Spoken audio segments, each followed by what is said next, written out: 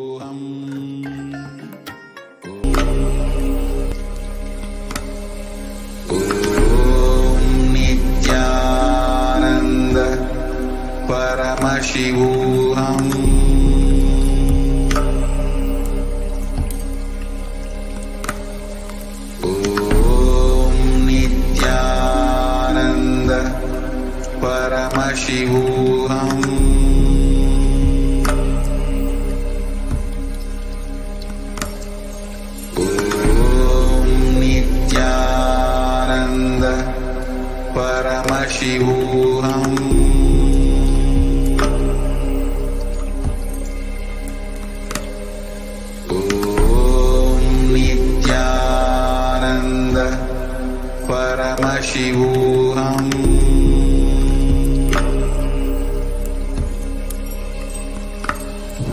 Om Nithyananda Paramashivoham.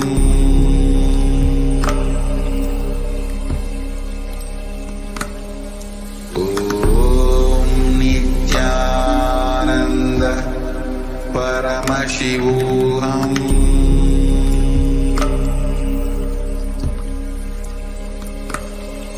Om Nithyananda Paramashivoham.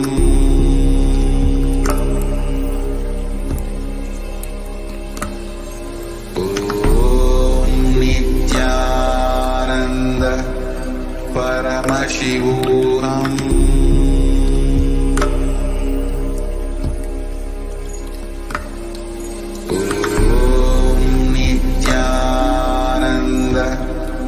Paramashivoham.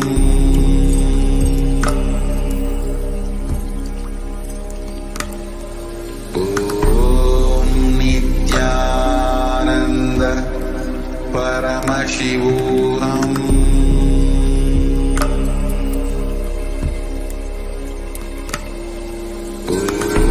Om Nithyananda Paramashivoham. Paramashivoham.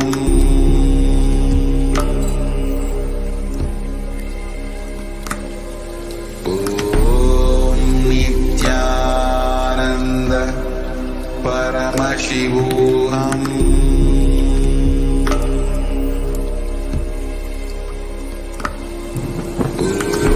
Om Nithyananda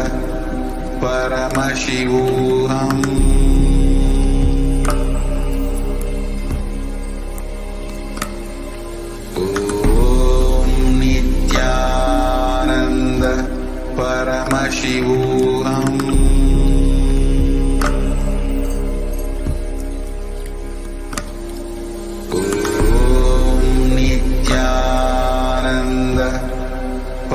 Paramashivoham.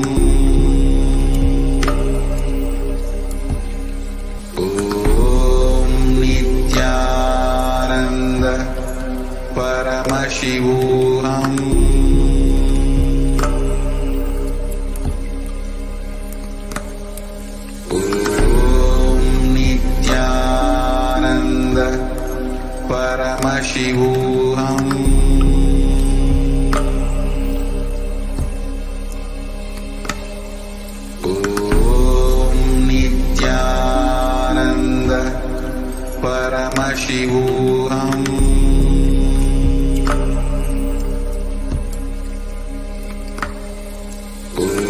Om Nithyananda Paramashivoham.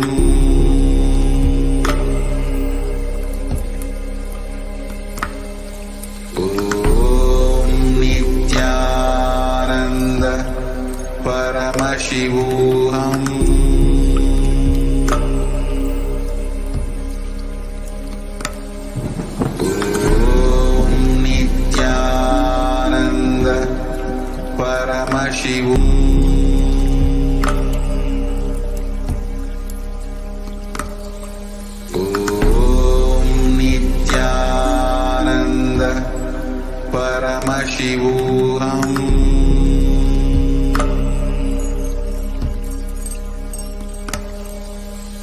Om Nithyananda Paramashivoham.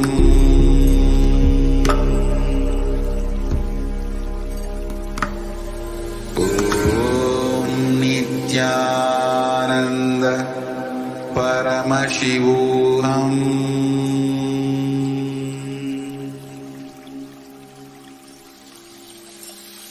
I bless you all.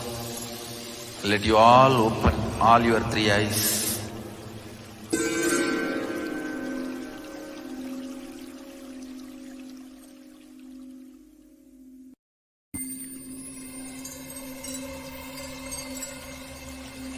I welcome you all with my love and respect. Let you all open all your three eyes.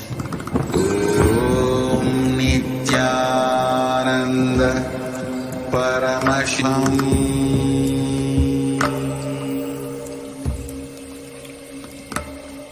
Om Nithyananda Paramashivoham.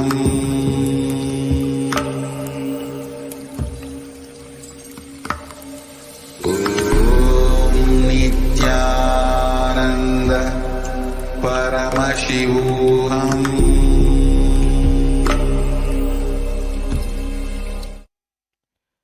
Nithyanandam Paramasukadam Kevalam Jnanamurtim Dvandvatitam Gahana Sadrusham Tattvamasya Ekam Nityam Vimalamachalam Sarvadi Sakshibhutam Bhavatitam Trigunarahitam Sadgurum Tam Namami.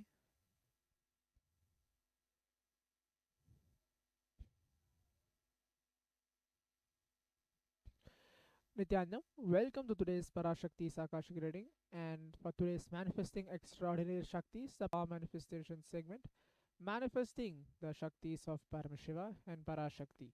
In today's Power Manifestation segment, we're going to be looking into the manifesting the first level power, which is reading and seeing with your eyes completely blindfolded. The Balasans, Nityananda Yogis, the initiated disciples of the Supreme Pontiff of Hinduism, will now be demonstrating the powers of third eye and sharing with all the experience and results of the extraordinary manifestation of the divine powers awakened in us through Diksha, which is the initiation. In today's Bhava Samaj Darshan, all of us will be receiving the initiation into third eye awakening in various other powers with the blessings and grace of the Supreme Pontiff of Hinduism. We will be manifesting the following powers, which is the third eye, seeing with our eyes completely blindfolded. Third eye is a cosmic browsing center located between the brows, which upon initiation, one can effortlessly express powers and see through the third eye, just as you do with the two eyes. So, what are Shaktis? In the Vedagamas, which is the source scriptures of Hinduism, Paramashiva reveals in elaborate detail that every human being is hardwired to be able to manifest 406 extraordinary Shaktis, the divine powers. Shaktis are described as a system or a method and a science for human beings to explore the various possibilities and powers and have access to various states of consciousness. Shaktis manifest from the fundamental cognition that you are divine. You need to manifest divine, and not you are man. You need to reach divine. Now, let us learn what are the difference between Shaktis and Siddhis. The Shakti is expressed from the space of enlightenment as a side effect of feeling connection with the divine and high integrity with the Guru. The Shaktis are the source of enlightenment, whereas Siddhis are powers that manifest from tapas or penance for enlightenment. Siddhis are on the path of enlightenment. The Shaktis of Paramashiva manifest through ordinary human beings in an extraordinary way after the initiation from the avatar. The Shaktis are permanent, whereas Siddhis are not permanent. Siddhis may divert you from the space of enlightenment. Paramashiva is a primordial divinity in Hinduism, the ultimate reality and cause, which is self-effulgent, Swayam Prakasha, all-pervading, unchanging beyond time, space, form, and causality. As a fundamental base of Avyakta, the unmanifest, and Vyakta, the manifest existence, he performs the Panchakritya, the five cosmic acts of Shristi, creation, Sthiti, sovereign rulership and maintenance, Samhara, rejuvenation, Throbhava, pulling out of delusion, Anugraha, liberating grace for all living entities. The Supreme Pontiff of Hinduism, Jagadguru Mahasannidhanam, His Divine Holiness Bhagavan Nithyananda Paramashivam, is an 1008th living incarnation and representative of Paramashiva and the reviver of Kailasa, the ancient enlightened Hindu civilizational nation, the great cosmic borderless Hindu nation. Ever since the beginning of the civilization, the Sanatana Hindu Dharma has been the cradle of enlightened beings and highly advanced science. It was where the science of enlightenment and powers, Shaktis, was lived and taught as a lifestyle. For the first time in modern day, the Supreme Pontiff of Hinduism is reviving these yogic sciences and transmitting it to the world at a record-breaking pace never. The knowledge and sciences of manifesting these Shaktis are passed down from one generation to the next through Diksha, which is the initiation by the enlightened Gurus. The Supreme Pontiff of Hinduism, being recognized as an incarnation at very young age, was trained and taught these sciences to revive the initiation and knowledge repositories for billions to manifest the science of power manifestation from the disciplines of Vedanta, Tantra and Sri Vidya, Yoga and Yogic powers, Mantra Shastra, Siddha Vidya, science of Aushadha, Advaita and Bhakti Yoga, Paramashiva and Paramashivoham. So, how to awaken the divine Shaktis in us? Manifesting Shaktis, the every ultimate truth, which is the Jnana, mapped into your consciousness, Prajna, manifest as a possibility and power of every being, Prajnana. The science of power manifestation is authenticated through four aspects or evidence, which are called Pramana. The first is Shastra Pramana, which is the eternal, unchangeable truths revealed in the source scriptures. Next is the Atma Pramana, which is the experience and results of Aptas or authorities of Hinduism, the Vedic rishis and scientists who have time tested and verified the science. Atma Pramana, which is the account of the Supreme Pontiff of Hinduism, Bhagavan Nithyananda Paramashivam, this millennium's avatar, personal experience of power manifestation. Pratyaksha Pramana, or which are called the empirical evidence from observation and scientific experimentation.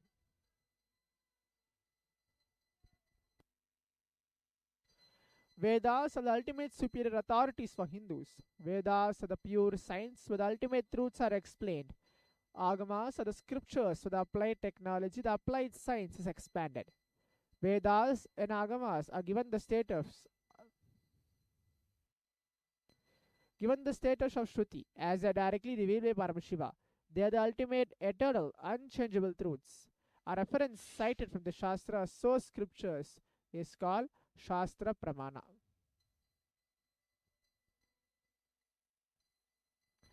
Let us now get ready to witness a very unique and exciting demonstration of the power of third eye. The Shastra Pramana, which is scriptural reference to manifest this power of third eye, goes by Kapalantarmanonyasya Tishtanmilitalochanaha Ena manaso dardyad Lakshayed lakshamuttamam.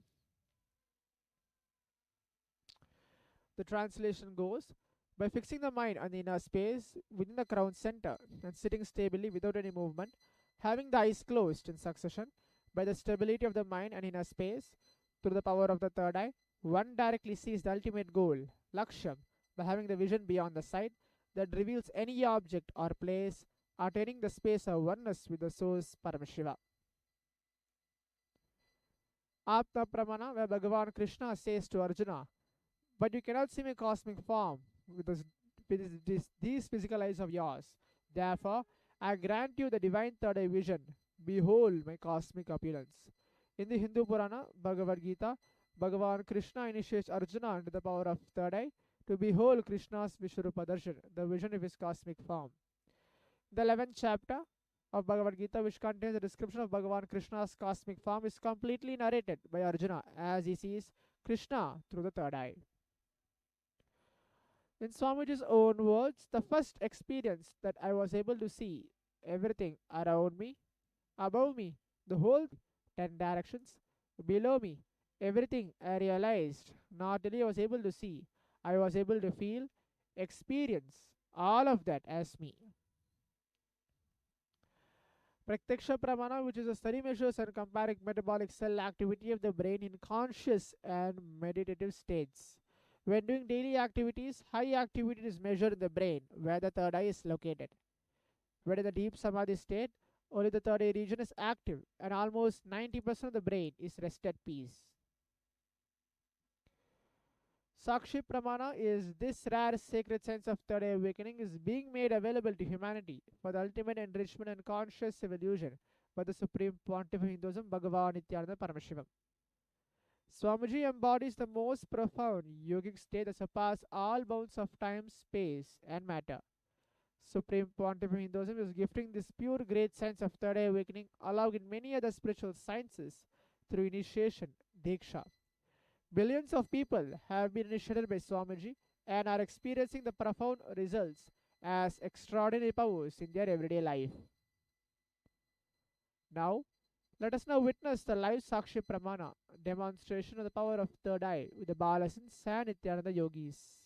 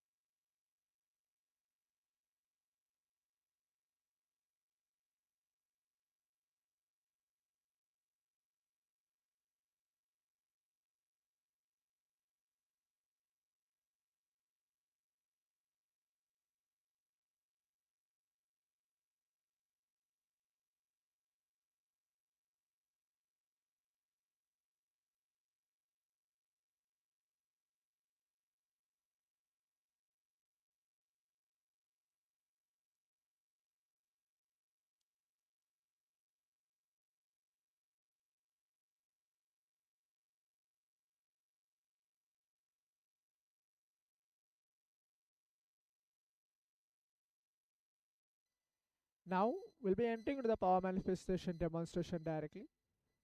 What is going to happen now is I'm going to be wearing a blindfold and we're completely blindfolding myself. So this is the mindfold which I'm going to wear.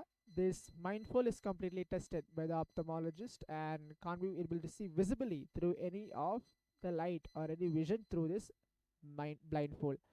This blindfold is made of thick acrylic sheet in the front, and towards the behind is a sponge, and there's an adjustable strap around it also.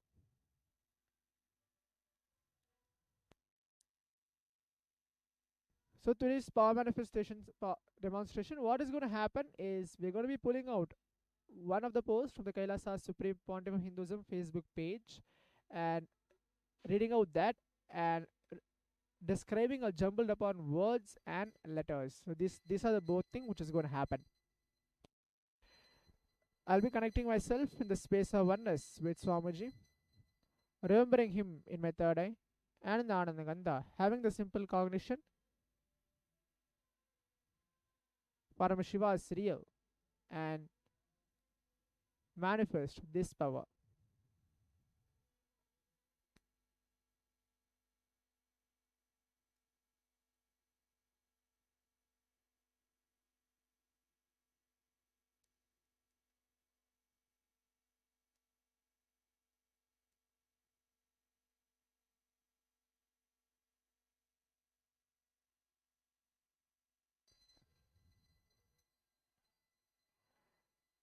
So now, having the simple obedience and simple cognition that Paramashiva is real and remembering him in my third eye and going to manifest this power.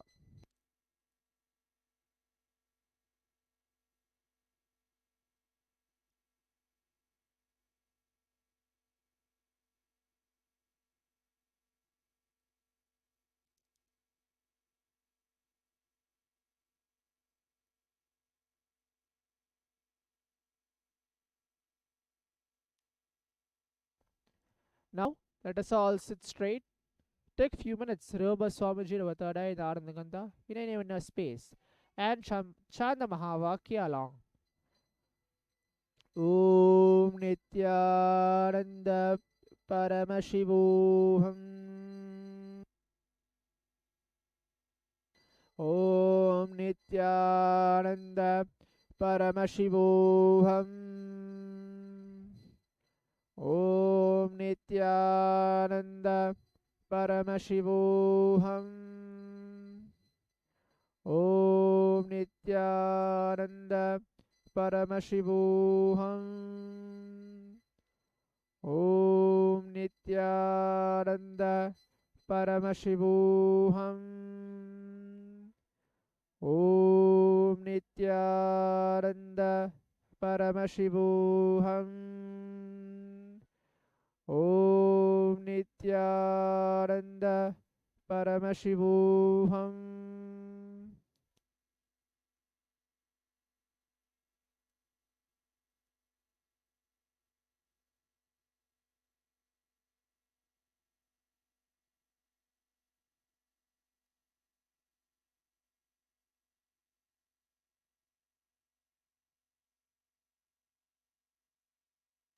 So the first post which is getting projected is Kailasa wishes all a blissful Skanda Sashti, absolute knowledge, absolute consciousness, and ultimate infinite, all the glories, possibilities, powers, and qualities of Paramashiva express itself completely in Subramanya. He is Lord of Victory, the Supreme Pontiff of Hinduism, Nithyananda Paramashivam, with an Swamiji's picture having the Subramanya Bhava Samadhi Darshan in the right side, and towards the left is Lord Muruga's image.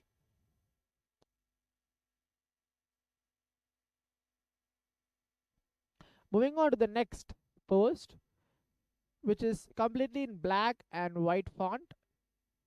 The first word, as you can see in just straight in front of your eyes, is syntax, runtime, recursion, token, logical, sector, parity, OT, default, loading, variant, username, thread, default, domain, half town, and more. So these are the two posts. One the post from the Kailasa's Supreme Pontiff of Hinduism page, and one is a random jumbled upon words letter which is in black and white. Now, if all of you has witnessed this live Sakshi Pramana, just a glimpse of reading with your eyes completely blindfolded, remembering Swamiji in our third eye, and chanting the Mahavakya and manifesting this power. By the end of today's session, we'll be having a guided power manifestation segment to manifest the same extraordinary powers. Stay tuned for the next session. Thank you, Nithyananda.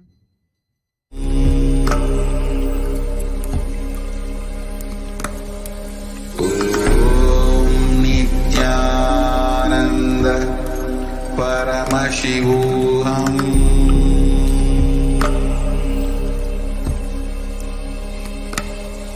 Om Nithyananda Param.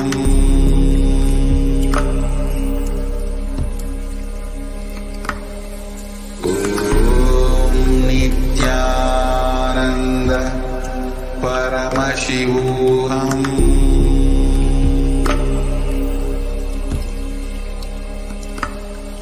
Om Nithyananda Paramashivoham.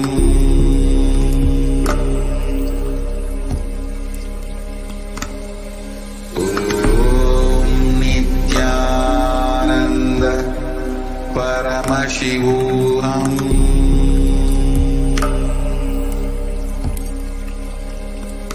Paramashivoham. Om Nithyananda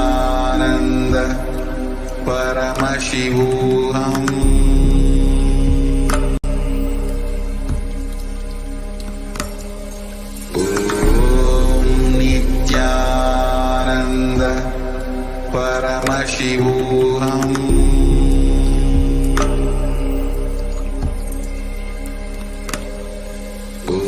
Om Nithyananda Paramashivoham.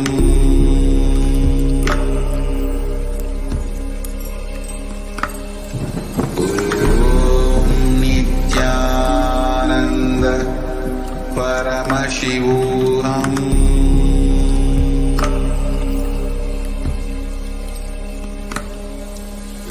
Om Nithyananda Paramashivoham.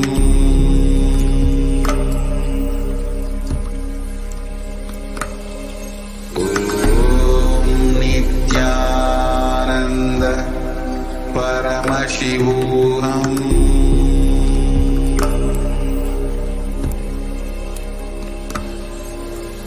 Om Nithyananda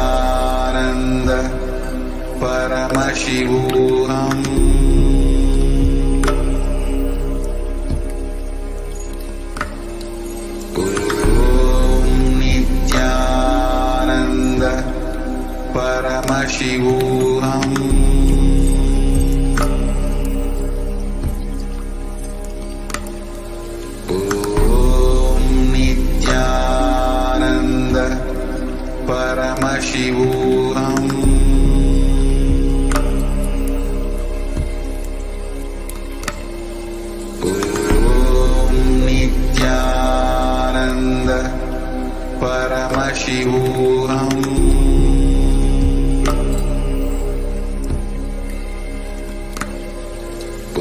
Om Nithyananda Paramashivoham.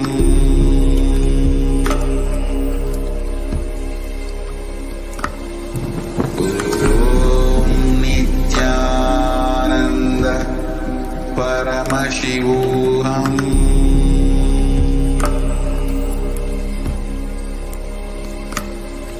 Om Nithyananda Paramashivoham.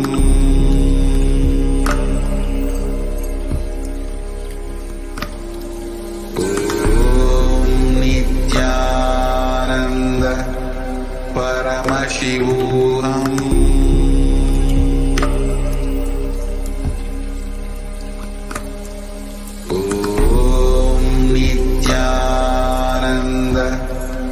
Paramashivoham.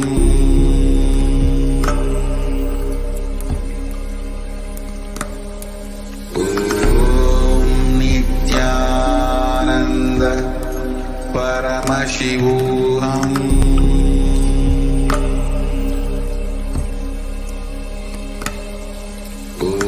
Om Nithyananda Paramashivoham. Paramashivoham.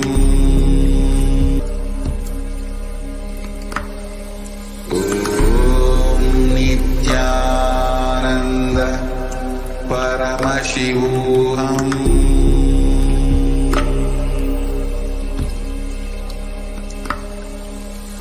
Om Nithyananda Paramashivoham.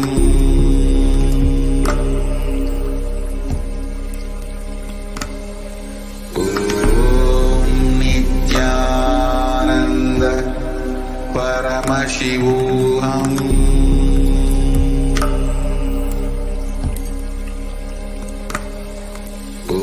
Om Nithyananda Paramashivoham.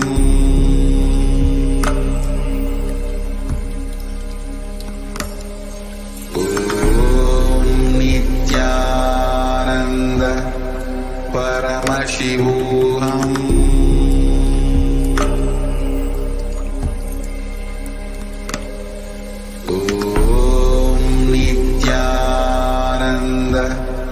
Paramashivoham.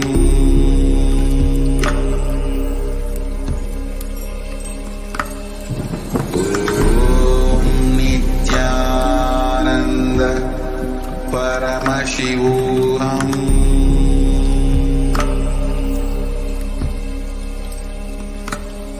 Om Nithyananda Paramashivoham.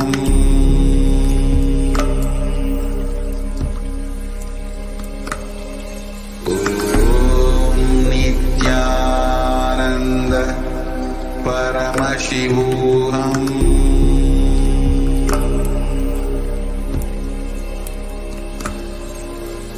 Om Nithyananda Paramashivoham.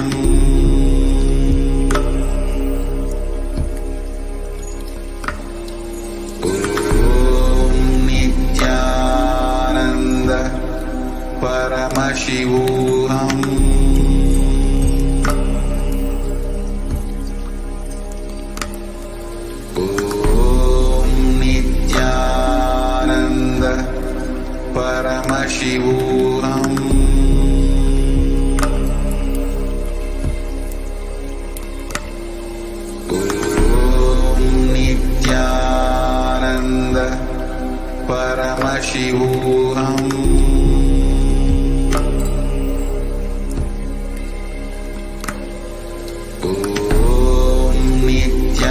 Paramashivoham.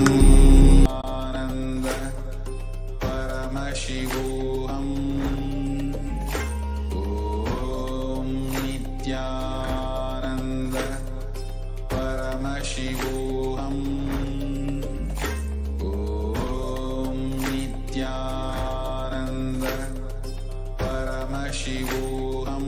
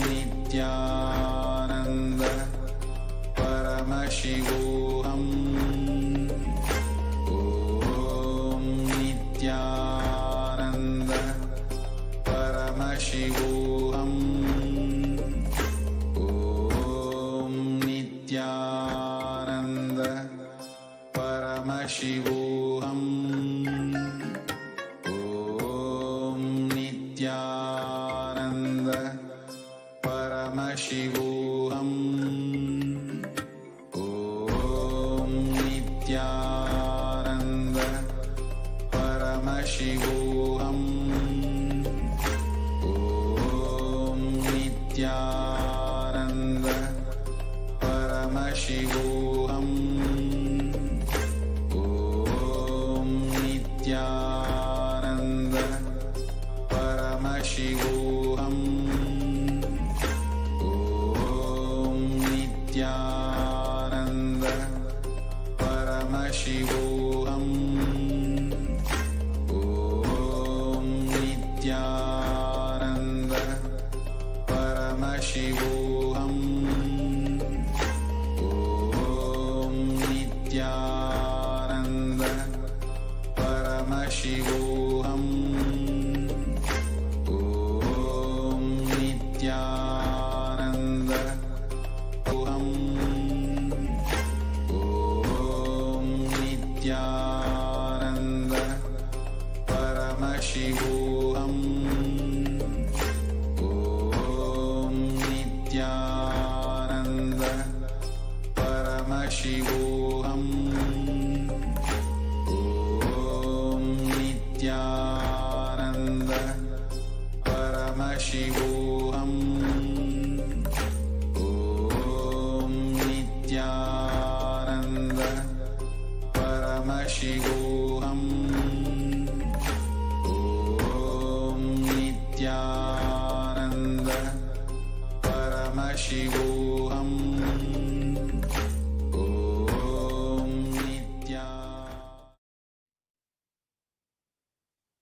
Nithyananda, welcome back to viewers. Now let us enter into this next section and understand who is Devi Parashakti, the divine cosmic mother.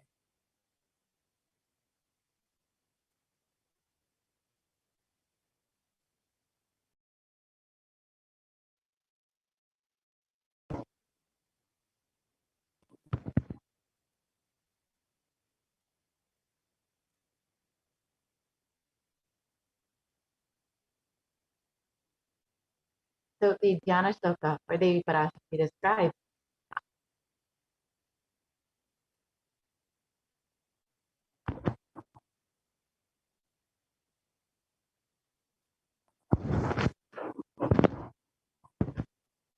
the Divine Mother is to be meditated upon as shining in a vermilion red body with a triple eye, sporting a crown of rubies studded with a crescent moon.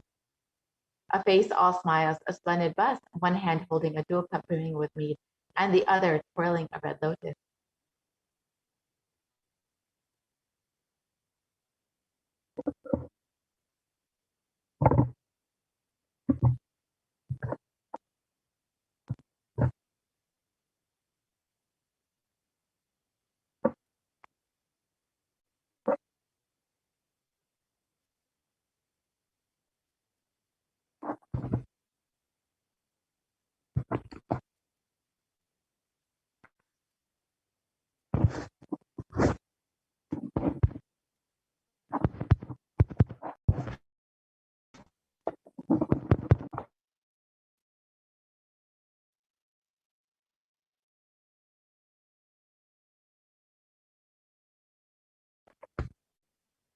I meditate on the great empress. She is red in color, and her eyes are full of compassion, and holds the noose, the goat, the bow, and the flowery arrow in her hand. She is surrounded on all sides by power, such as Anima, and she is the self within me.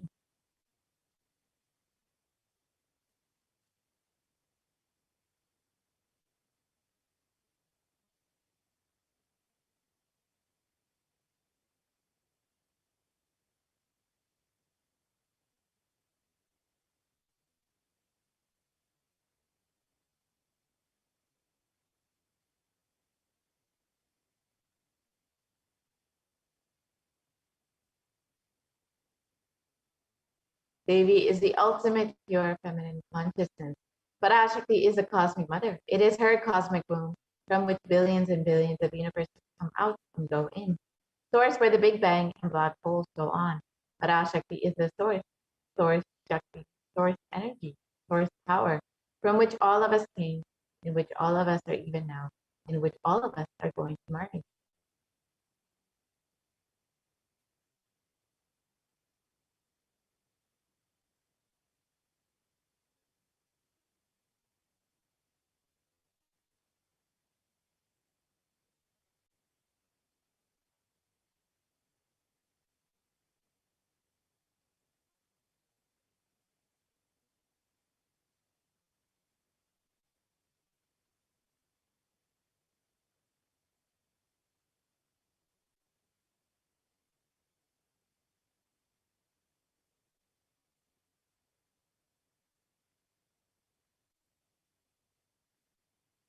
Out of her extreme love and compassion, Parashakti herself is manifesting through the embodied form as the Nijavatara of the Supreme Concept of Hinduism, Jagat Guru Mahasanidana, His Divine Holiness, Bhagavan Nithyananda Paramashivam, gracing us, answering all of our questions, attending to our prayers, giving boon, healing us, revealing our past, present, and future, delivering profound spiritual truths, and ultimately giving us the experience of Paramashivoham itself.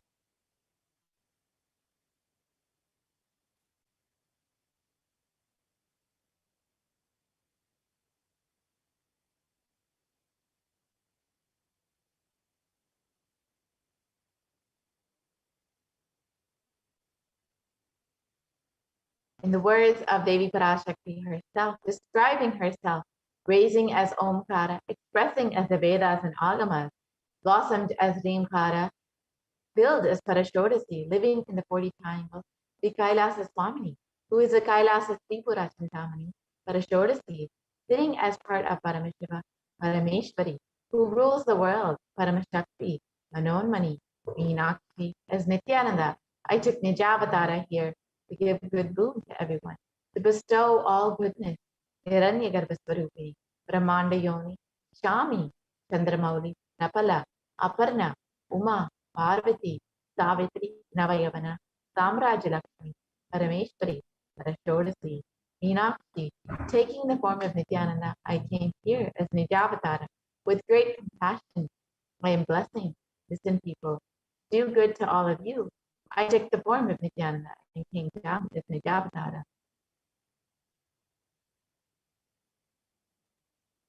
Raising in Omkara, blossoming as Shiva, Shiva manifesting as the source of existence, the powers of existence, the expression of existence.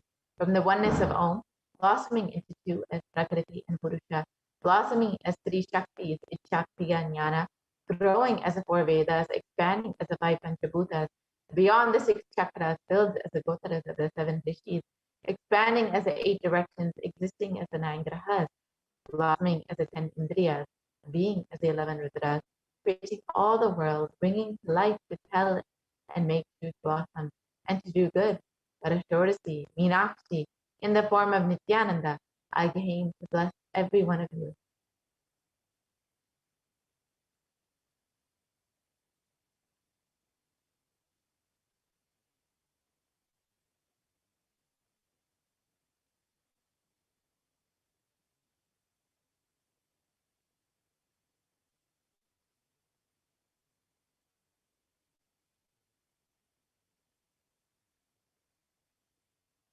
So, how can we receive Devi Parashakti? In the words of the Supreme Concept of Hinduism himself, literally, you are seeing Paramashiva and Parashakti at that moment. She is there in your screen. So always receive her very traditionally. Keep 2 betel leaf, 1 banana, 1 betel nut, and 1 coin in front of the screen. Watch daily. This coin is considered the traditional dakshina. In the Hindu tradition, it can be even the lowest value. In India, it can be even 1 paisa. In the US, it can be even 1 cent. I'm not trying to monetize. Keep even 1 cent. It is okay. So for 100 days, if you have darshan, it will add up to $1. In India, even 1 paisa is okay.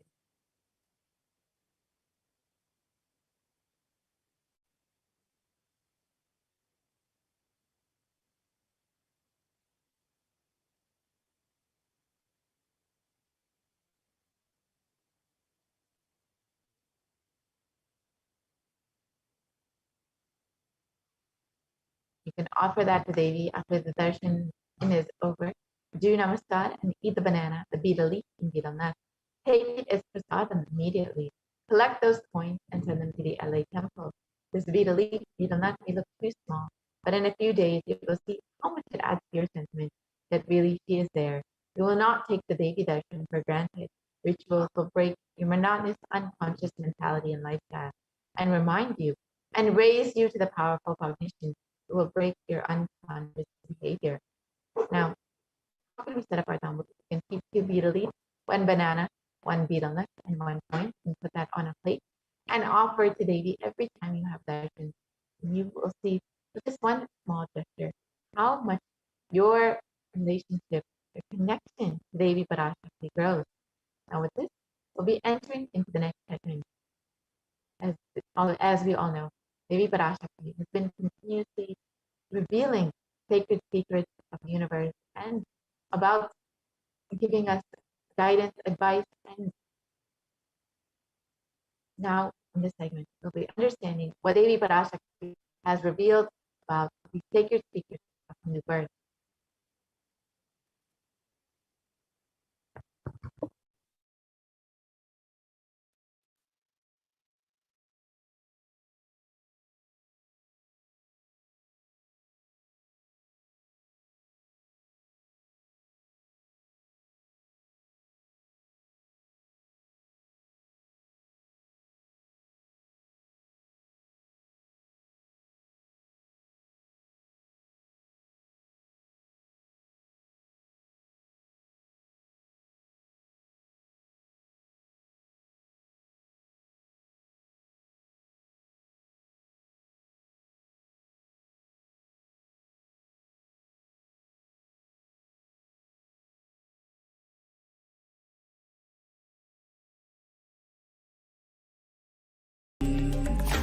Om Nithyananda Paramashivoham.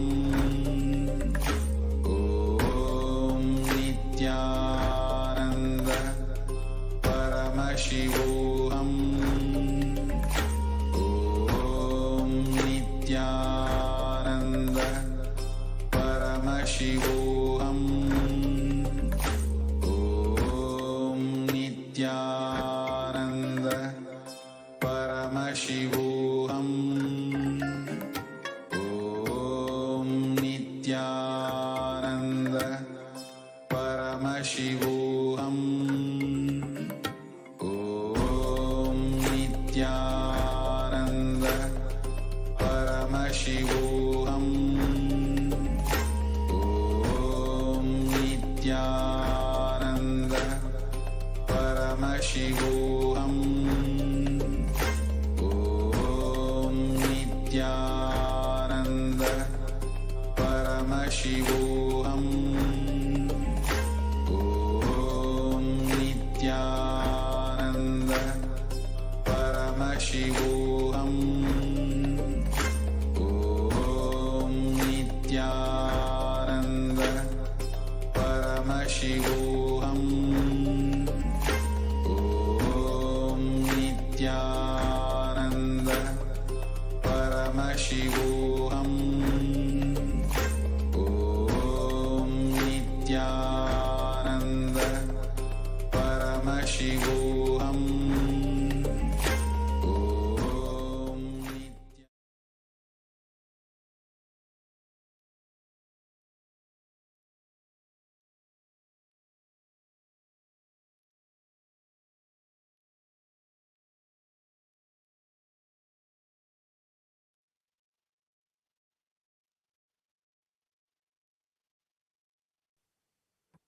So first, let us watch what Devi Parashakti has revealed as the sacred secrets of new birth.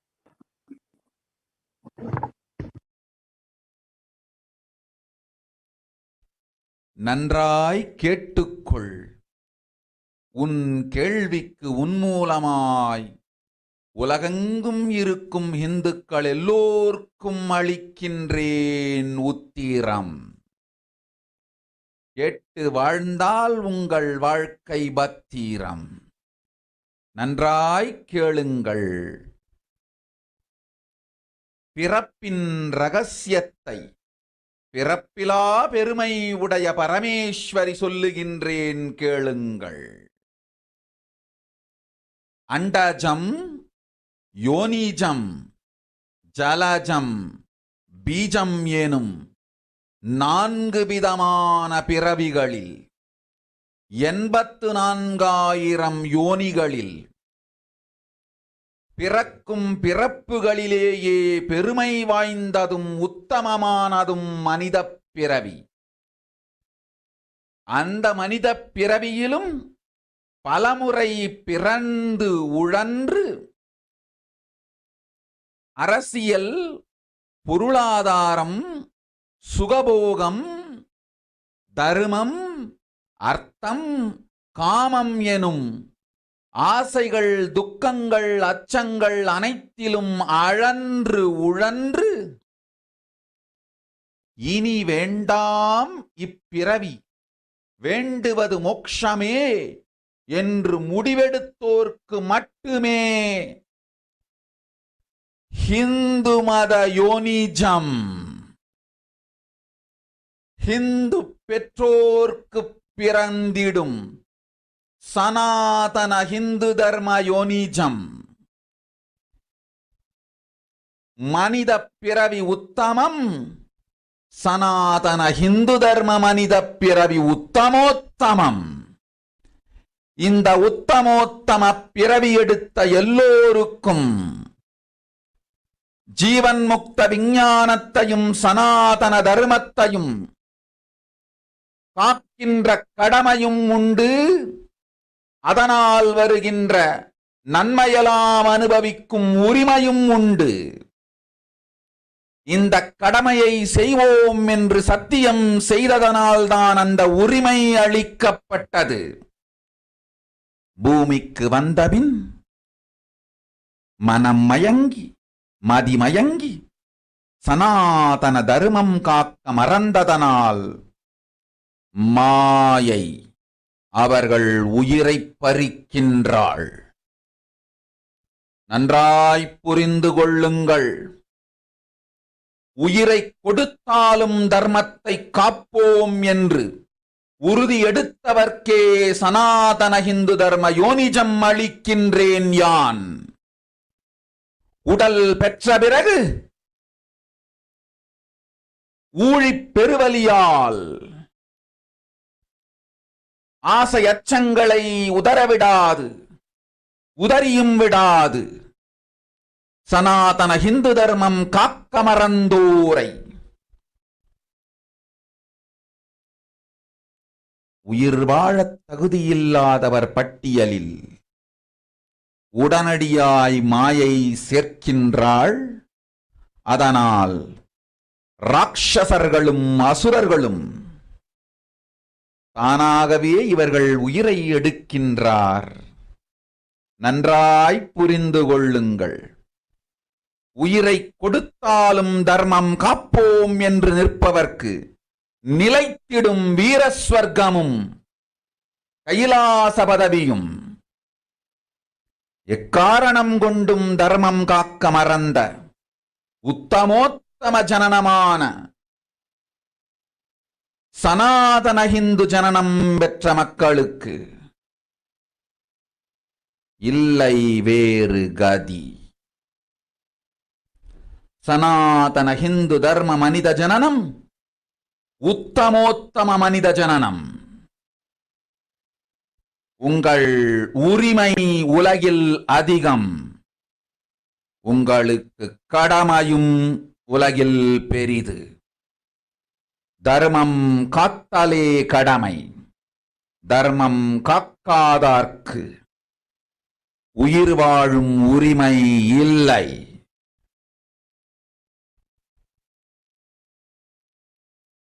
நன்றாய் புரிந்து கொள்ளுங்கள். உத்தமோத்தம பிறவியான சனாதன ஹிந்து தர்ம பிறவி எடுத்த எல்லோரும் புரிந்து கொள்ளுங்கள். உங்கள் வாழ்வின் முதற்கடமை தர்மம் காத்தல். தர்மம் காக்க தர்மம் உங்களை காக்கும். சனாதன ஹிந்து தர்மம் காக்க மறந்திட்டால் வாழும் உரிமையை நீங்கள் இழந்து விடுகின்றீர்கள். அதற்கு மேல் வாழ்ந்தென்ன அழிந்தென்ன? பூமிக்கு பாரம் குறையட்டும் என்று அசுரர்களும் ராட்சதர்களும் உங்களை உண்டு தீர்க்கின்றார்கள். அதையும் மாயை கண்டு சும்மாவிருப்பாள். பிரபஞ்ச ரகசியத்தை, பிறவியின் ரகசியத்தை உலகிற்கெல்லாம் உத்தரமாய்ச் சொல்லிவிட்டேன். புரிந்து வாழ்வில் நடந்து உயிரை பத்திரமாய் பார்த்துக் கொள்ளுங்கள். அன்னை சொல்லும் அருள் சத்தியம் ஏது. ஓம் ஓம் ஓம்.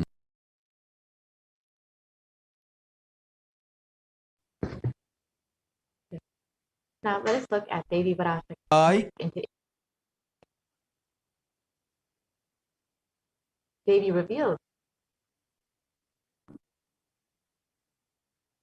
Listen, Andajam, Yonijam, Jalajam, Bijam. Like this, in 4 types of birth, in 84 lakh yonis, in all of these births, the most greatest birth of them all is the human birth.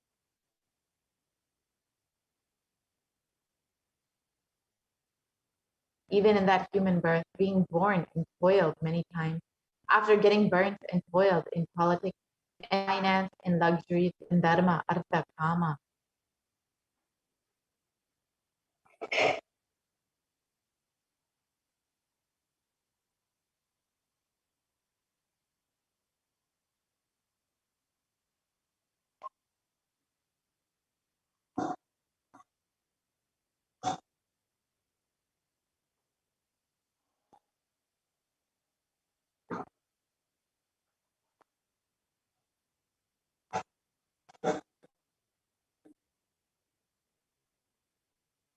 And those who decide of not wanting this birth, wanting only moksha, only those will have Hindu dharma yonikam, the Sanatana Hindu dharma yonikam, of being born to Hindu parents.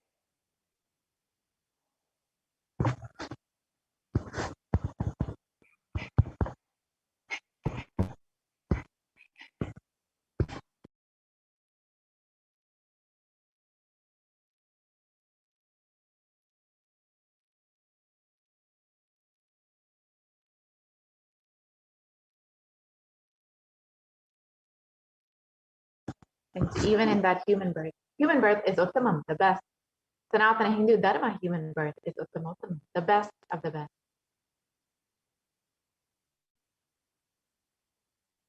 One who took this Uttamottama birth has the responsibility of protecting the science, enlightenment, and Sanatana Dharma. And also they have the right of experiencing its benefits. This right was given to them because of their commitment given by them to do this responsibility. After coming to Bhuloka, by getting mentally deluded and forgetting the dharma of protecting Sanatana Hindu Dharma, Maya, she is taking away all their souls. Understand carefully, I'm giving the Sanatana Hindu Dharma Yonijam only for those who gave the commitment of protecting Sanatana Dharma, even by giving their life.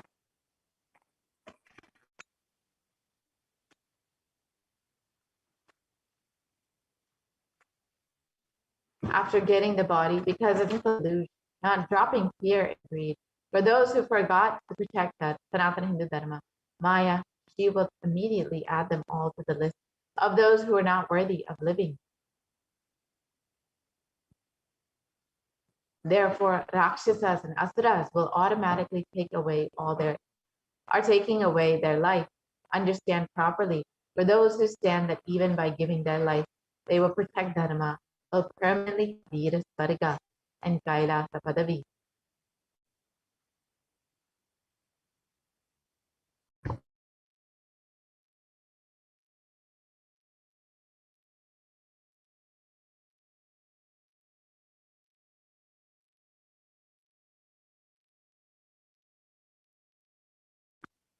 For any reason, people who forgot to protect Dharma have the Uttamottama birth of Sanatana Hindu birth. There is no other way for them.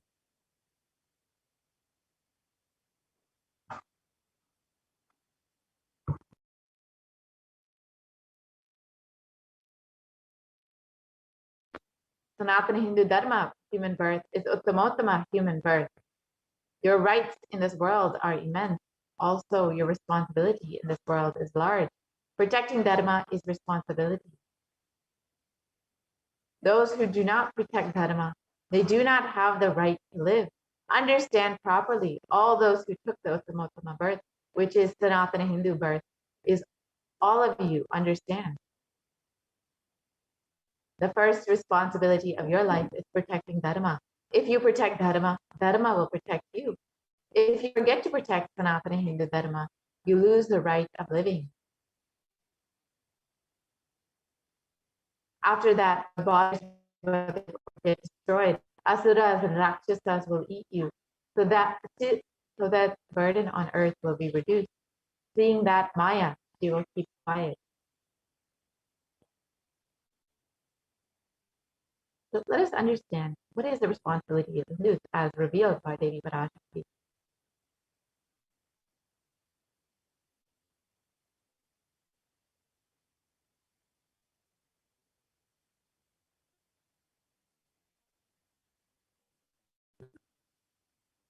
Hinduism represents the world's most ancient yet progressive indigenous spiritual tradition. It is an open framework model of civilization that stands for global peace, vegetarianism, non-violence, yoga, worship of nature, temple-based living, manifesting spiritual powers, and the inherent divinity of every being.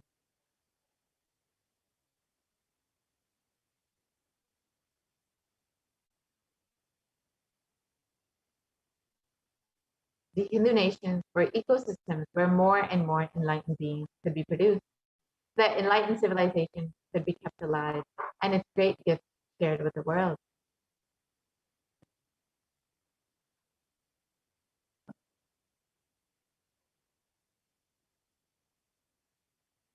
So let us look at some of the references of our Hindu nations from our scripture.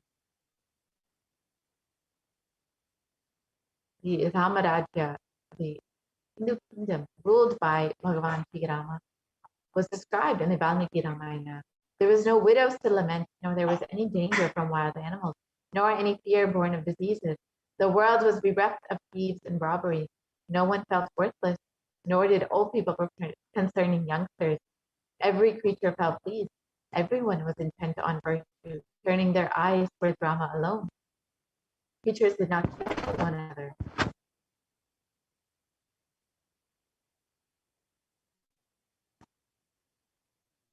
And the description continues on.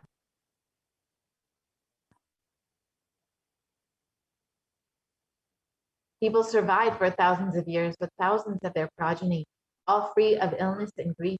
The trees there were bearing flowers and fruit regularly without any injury by pests and insects.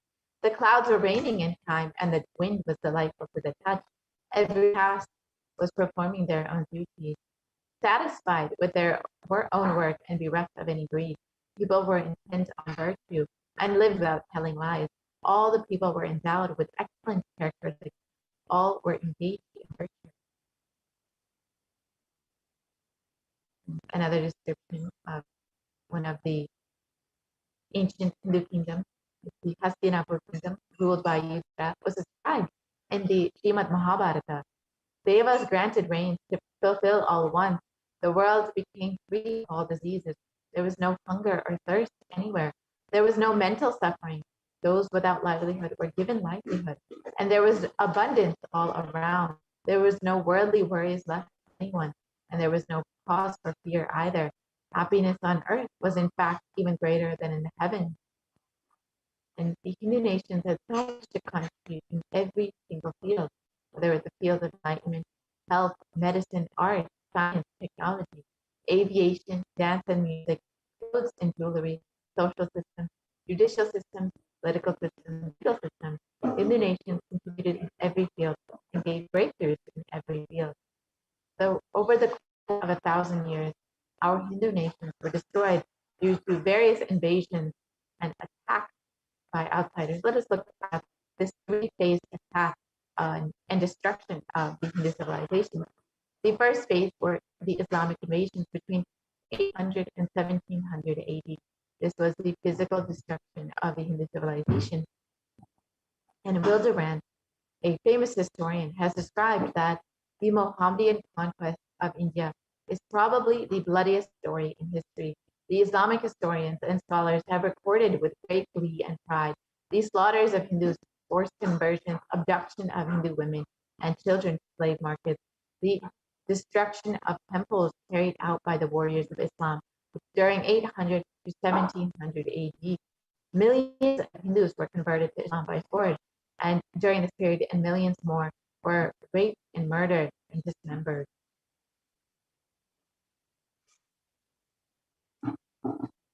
And the Islamic law prescribed for Hindus, described and conveyed by Khilji, one of the invaders, has described that Hindus are like mud. If silver is demanded from them, they must with greatest humility offer gold. If a Mohammedan desires to spit into a Hindu's mouth, the Hindu should open it wide for that purpose. God created slaves for the Mohammedans. The Prophet hath ordained that if Hindus do not accept Islam, they should be imprisoned, tortured, and finally put to death, and their property confiscated. To keep Hindus in abasement is especially a religious duty, because they are the most embittered enemies of the Prophet.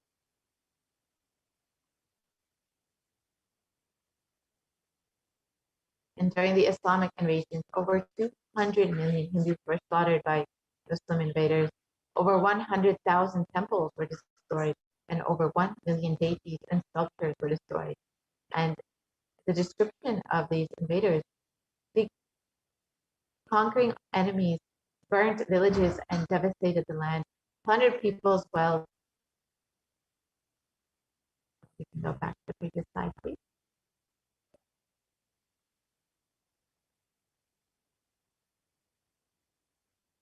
We can go back to the previous slide, please.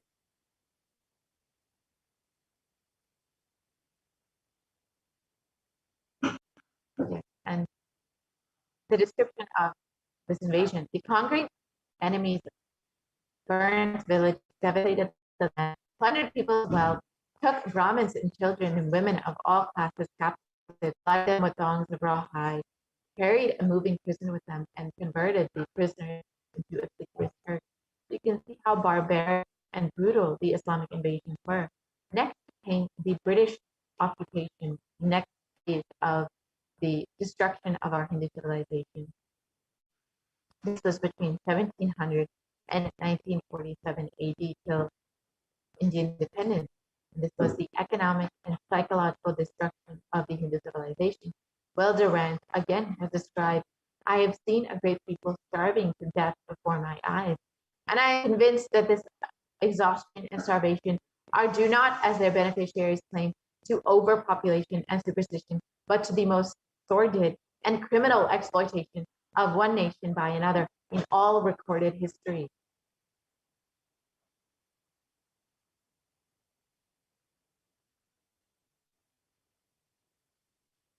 And the British Empire used all possible means to destroy Hindu civil and cultural institutions in order to delegitimize and demoralize the indigenous people of India so that they would become slaves in their own homeland. This included discriminatory laws to instill feelings of racial inferiority, engineering artificial famines to starve natives into submission, annexing Hindu kingdoms to undermine the Hindu rule, mistranslating Hindu scriptures into to instill anti-Hindu narratives, destroying the indigenous Gurukul education, which was the backbone of the Hindu civilization, destroying the local industries and forcing importation of British goods, and banning Indians from owning any firearms or producing any firearms.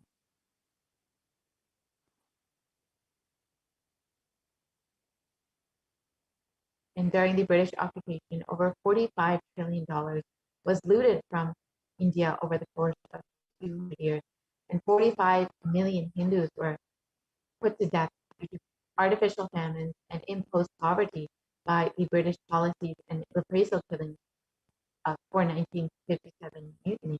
And over 680 native kingdoms were usurped by the British Raj, and Tajid of the Indian Parliament has described the British came to one of the richest countries of the world, and over 200 years of exploitation, looting, and destruction reduced it to a poster child of third world poverty.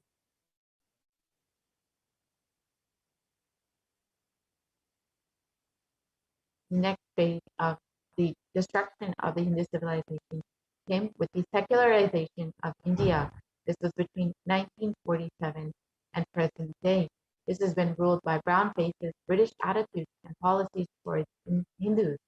And Nehru, the first Prime Minister of India, has described what a disgusting, savage people we are.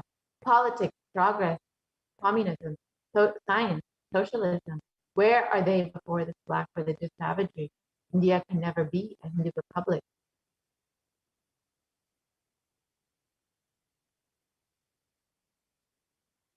And B.R. Ambedkar, India's first law minister and the principal architect of the Indian Constitution, has described, if Hindu Raj does become a fact, it will no doubt be the greatest calamity for this country. No matter what Hindus say, Hinduism is a menace to liberty, equality, and fraternity. It is incompatible with democracy. Hindu Raj must be prevented at any cost. So these are two of the first leaders of the so-called secular India. Clearly, they had a very anti-Hindu agenda.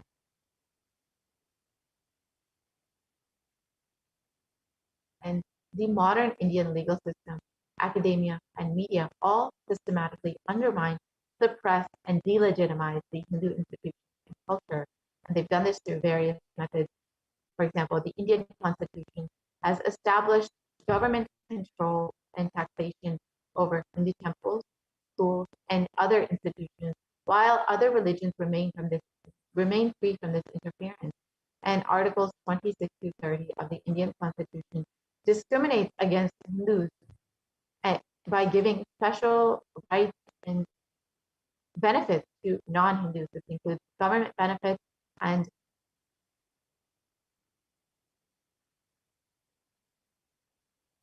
scholarship.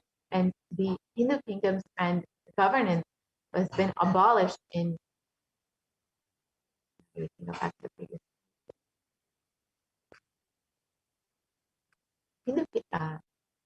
Hindu kingdoms and governance has been abolished in the secular India, and anti-superstition laws have been passed to criminalize Hindu practices, and mainstream in academia have presented Hindus as sexist, racist, backwards, and oppressors.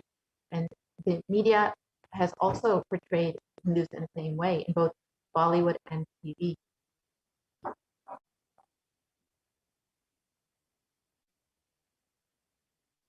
And media narratives have been used to stereotype and demoralize Hindus. Bollywood and other mainstream media outlets consistently portray Hindu gods and gurus as cartoonish, dishonest, corrupt, and sex fiends in a manner that is similar to the British imperial propaganda. Media narratives have been used to shape human consciousness and further political agenda.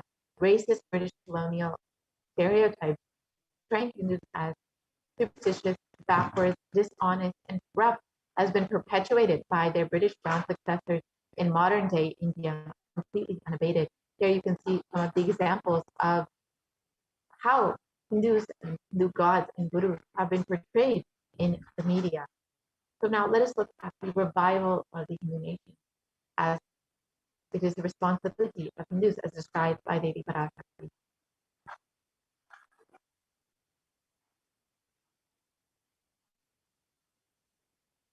The Supreme Pontiff of Hinduism has described the vision for the Hindu civilization.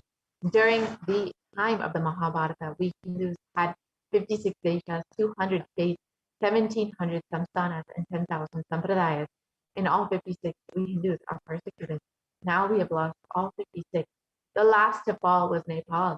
I am the collective voice of all the persecuted Hindus.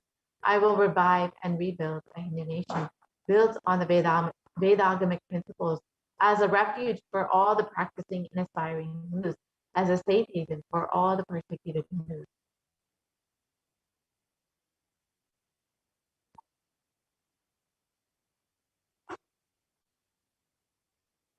And this revival of Kailasa, the Hindu nation, is for reviving the whole life of enlightened civilization and all the great things that it has to offer to the world, bringing legitimacy to all the offerings Sanatana Hindu Dharma has, and by sharing it with the whole world is the purpose of this Kailasa, the Hindu nation.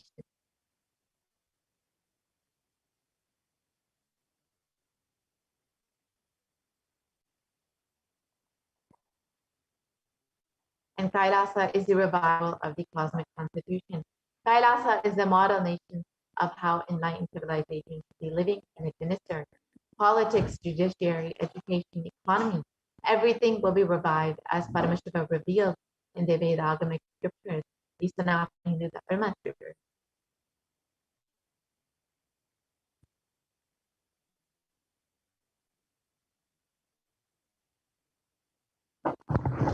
Being one of the most persecuted civilizations, Hinduism is on the brink of extinction, such that the next generation may know about Hinduism only through our history books. So what can we do to stand up for our Hindu civilization and all that it has offered to the world?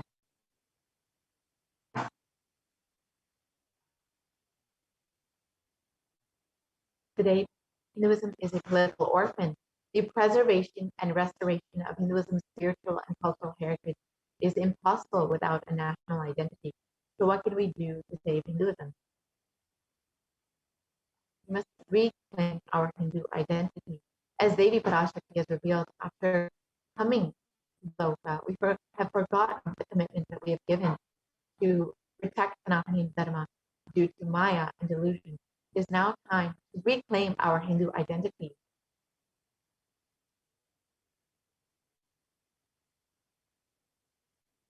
We need to understand that Hinduism is responsible for our successful life. If we are Hindus and we are healthy, wealthy, rich, successful, peaceful, happy, have a stable family life, have the best mental setup, we need to understand that Hinduism is responsible. Our Hindu identity is responsible. Our Hindu scriptures are responsible. If it is the Hindu scriptures which have given us the best mental setup, all the best things that we have, our Hindu scriptures are responsible.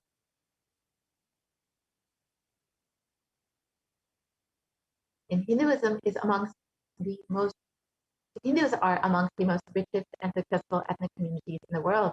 Hindu scriptures, Hindu lifestyle, our enlightened masters are responsible for this. Our Hindu thought currents are responsible for this. And just one example of Hindus across the globe, in the Hindustan Times, it was reported that Hindus are the most educated religious group in the US, according to Pew Study report.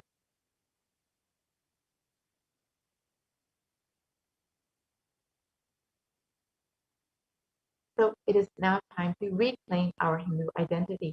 It is not just the anti-Hindu elements being active. It is the responsible Hindus being inactive that is responsible for this whole destruction of Hinduism. So let us now take responsibility for Hinduism and all the Hindus all over the world reclaim our Hindu identity. As Devi revealed, this is the commitment that we have given when we were given the Uttamottama birth of Sanatana Hindu birth.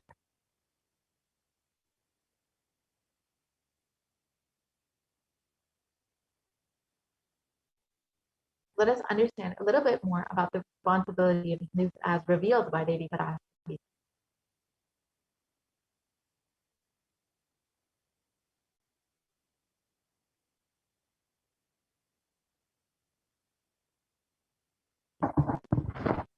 It is the responsibility of Hindus to revive this enlightened civilization again and again and give all the gifts of the enlightened civilization to humanity. The revival of the enlightened civilization, the Kailasa, the Hindu nation, is the survival need of humanity.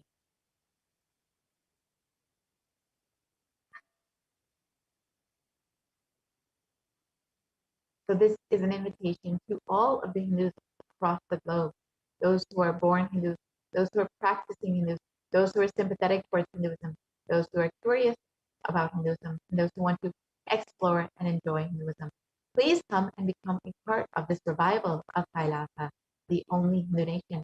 You can sign up to be an e-citizen of Kailasa by visiting kailasa.org and avail all the benefits of Hinduism and share it with the world. Now with this, let us watch what the Supreme Pontiff of Hinduism has revealed as a need for this Kailasa, the only Hindu nation.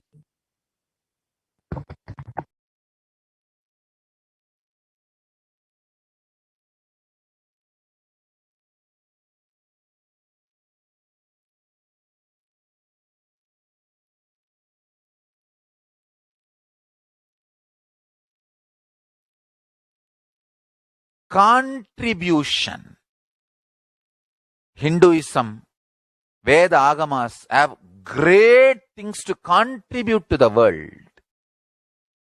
Like the great power manifestation science, the ancient culture and arts, the ancient lifestyle truths, the ancient medical practices and medicinal knowledge, the ancient indigenous cultural heritage and jewelry, perfume, dance, music, in every level, Hinduism has so much to contribute. Veda Agamic traditions have so much to contribute. To share all this with the world, to contribute to the world.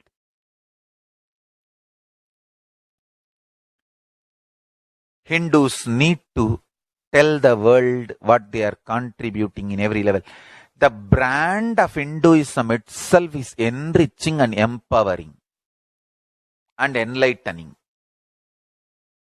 Hinduism is all about enlightening the world. Empowering, enlightening, enriching the world.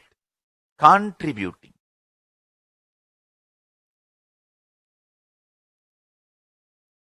That is our spiritual life. That is our spiritual strength. That is our spiritual core principle. O humanity, I request you with folded hands, some one corner of the world, if you just give me few hundred acres, I will keep this whole science alive. Leave it for the whole humanity freely.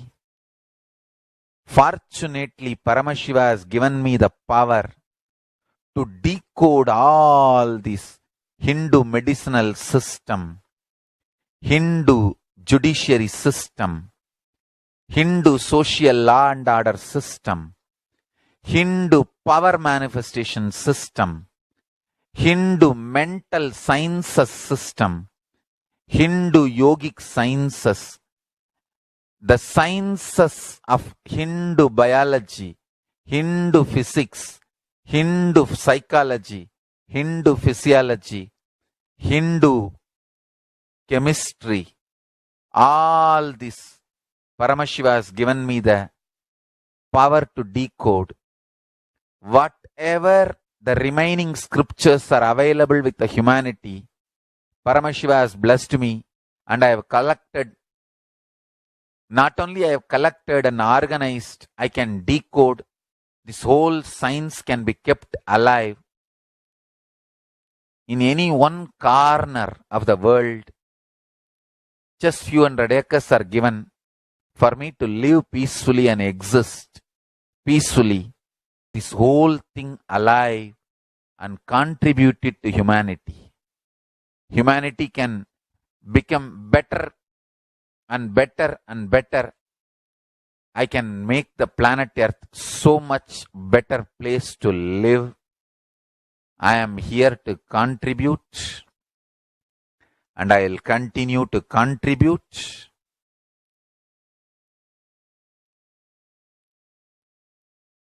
As long as I am allowed to live, I will contribute.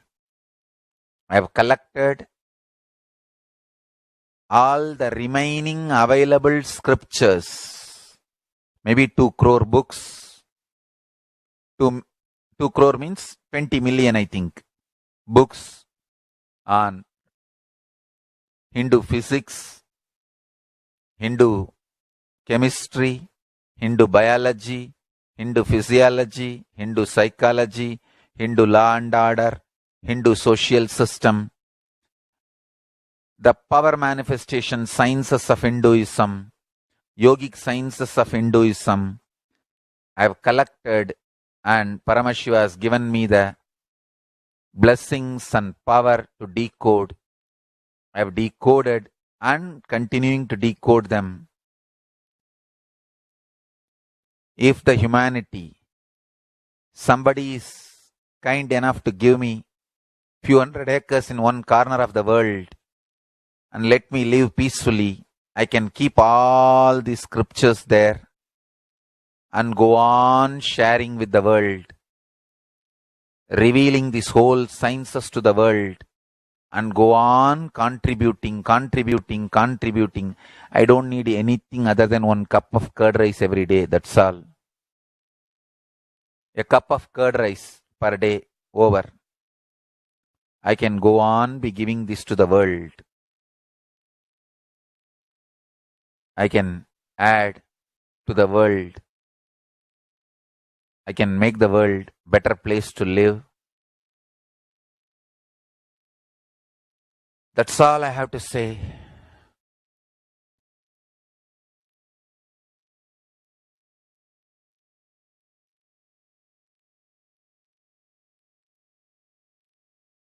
Thousands of medicines are described detail in ancient Siddha and Ayurvedic scriptures. Paramashiva has given me the power to decode them, read them, and properly translate and map them to the modern day human language. And I am ready to work 20 hours a day. I just need few hundred acres where I can sit peacefully and keep this library, run a Gurukul where thousands of people can learn this and share it with the world. Understand?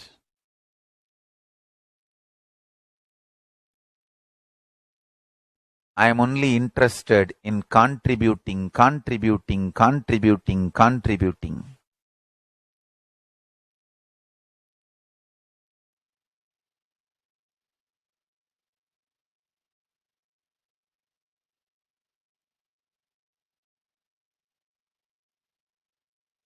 If we can decode all this great knowledge, whole world can prosper from this knowledge. Whole world can enjoy from this knowledge.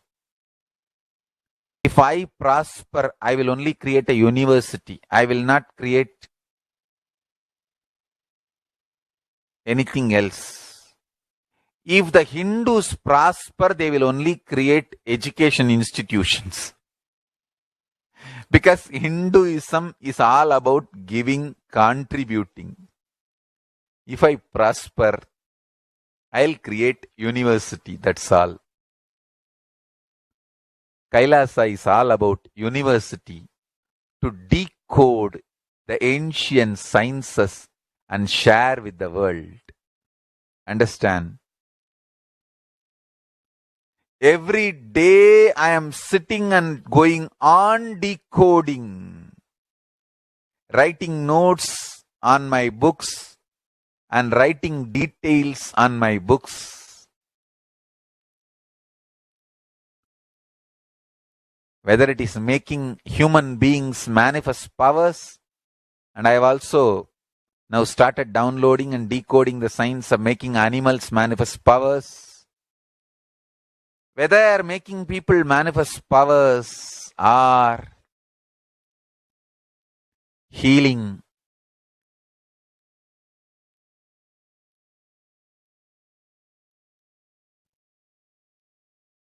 in every level, life is all about contribution.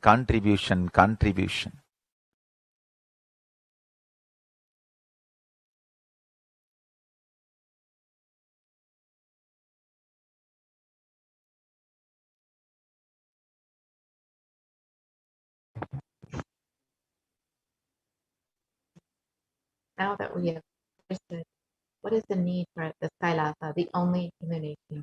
That is, you would like to become a part of the survival, you can sign up to be an e-citizen of Kailasa by visiting Kailasa.org and becoming an e-Kailashian. And you can share this with all of your friends and family and invite them to also be e-Kailashian and be a part of the survival of Kailasa. Now with this, we will be concluding this portion of the program. We'll be entering into the next segment where we will understand some of the offerings that we can make to Devi Parashakti.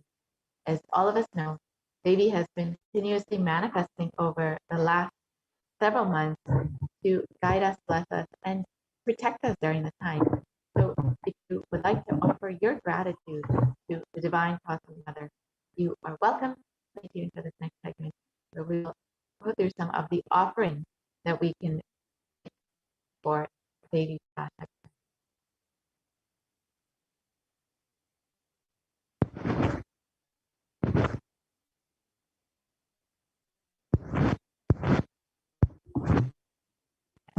And most recently, Devi revealed in one Akashic reading that when you are having the intention to make an offering, when you even have the intention, it is because the divine has given you that blessing.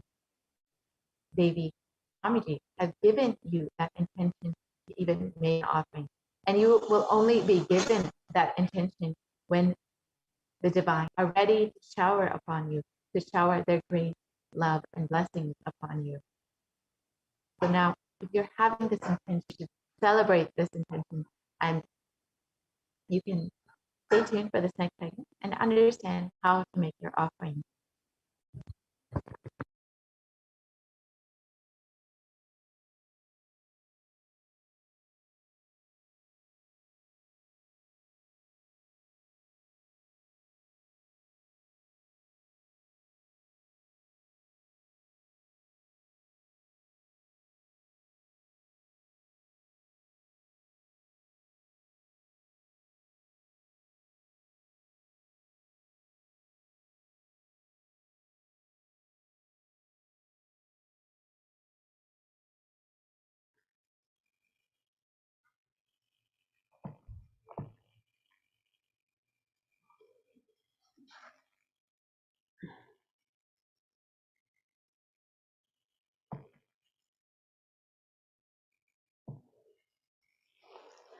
Nithyananda, and welcome back to this segment where we'll be learning more about the various offerings we can offer to Devi Parashakti today as we get ready to receive her darshan and blessings and celebrate her happening, her presence in our lives.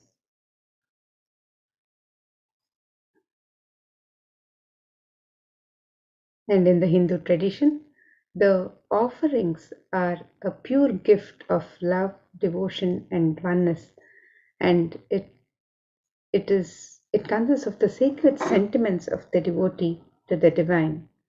And when the divine accepts what one offers, the offering becomes complete. The offerings are not made out of fear or greed. It is just an expression of the pure love and devotion for the divine. And when an avatar lands, the offerings are purely a part of the grand Leela played out only for the purpose of enlightenment.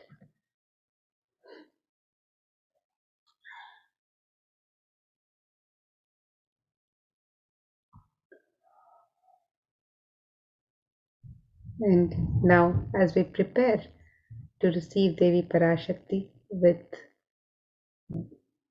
the best that we have to offer, our favorite offerings to Devi Parashakti, let us also contemplate on the grace and splendor, the beauty of Devi Parashakti as described in the Dhyana Shloka. This Dhyana Shloka is from the Moola Agama Manonmani Dhyana. This verse says, Induniभवेदकरवर्णिनयनं स्यात् पङ्कजवराभयजपाक्षरयुक्तम् अङ्गहिमभूषणविचित्रवसनं स्यात् तुङ्गमकुटोज्ज्वलमनोन्मणिस्वरूपम्. The translation of this verse, it says, moon-like face holding Veda, books on hand, fire in eyes with lotus flower gracing in blessing hands and one hand with Japamala, beautifully decorated with jeweled ornaments in wonderful clothes and shining crown. Her name is Manonmani.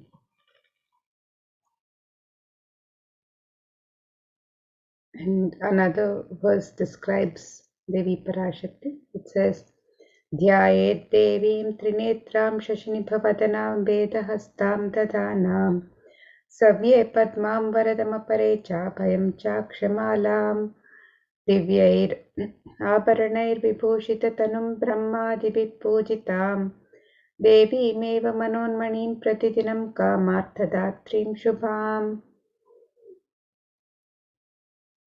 The translation of this verse, it says, I meditate on Devi with three eyes, glowing like a moon and holding the Veda, lotus and gracing with blessing in gracing hands. She is wearing beautiful ornaments and she is worshipped by Brahma and other many gods and showers auspicious boons for all actions every day.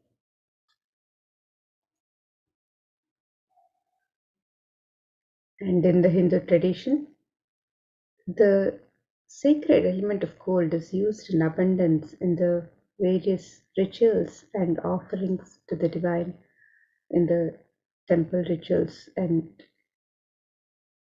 items of worship. So let us look at the significance of this divine element of gold in the worship of the divine.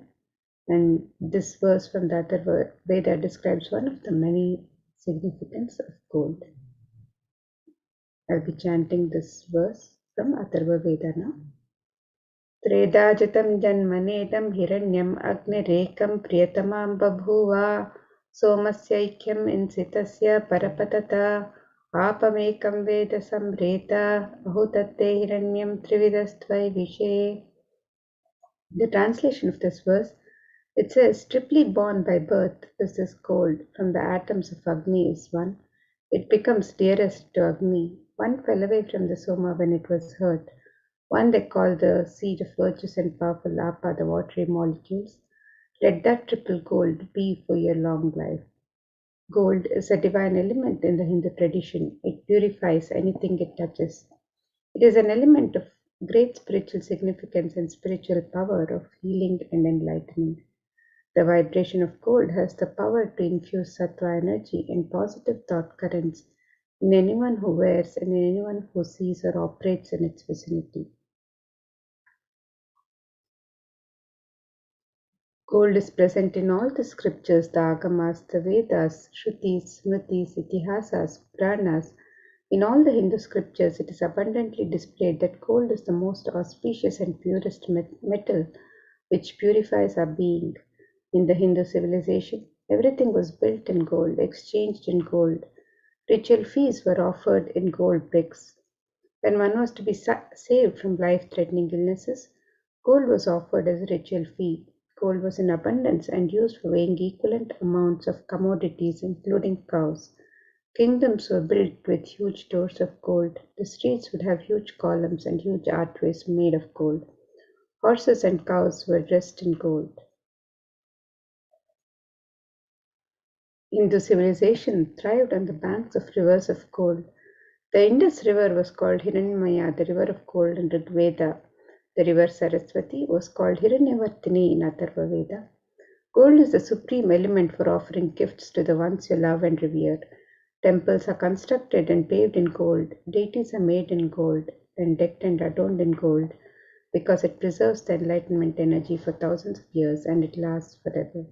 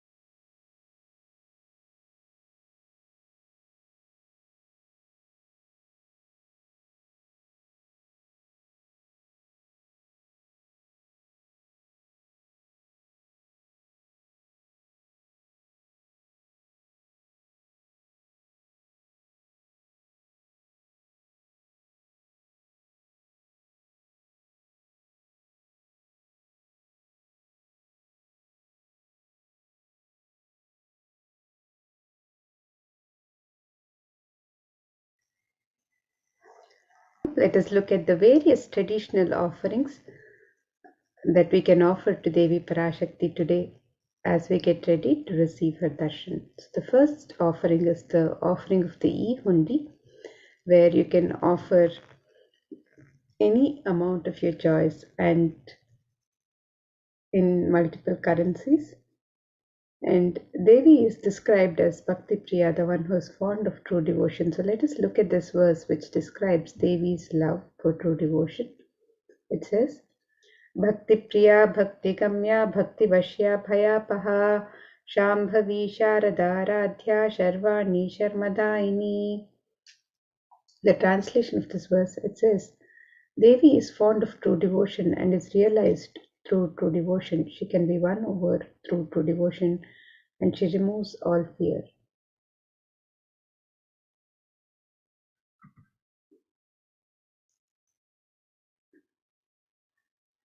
If there's any fear in the minds of devotees, Devi is sure to remove that fear. It is stated that Devi likes to be worshipped in autumn, and here, the autumn of our lives, when our thoughts turn more and more inwards, the role of the divine is known and understood clearly. The need for Devi worship then becomes stronger. Shambhavi is the consort of Shambhu or Lord Shiva. Sharadaradhya is the one who is worshipped by Devi Sharada, Devi Saraswati. Sharvani is the wife of Lord Shiva.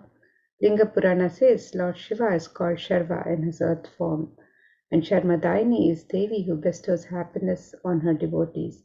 And you can offer your gratitude and devotion to Devi Parashakti by offering your Kanika, your token of gratitude, in the e-hundi in any amount and multiple currencies. And the e-hundi is similar to the hundi offerings in the temples, where the devotee can offer any token of gratitude of their choice.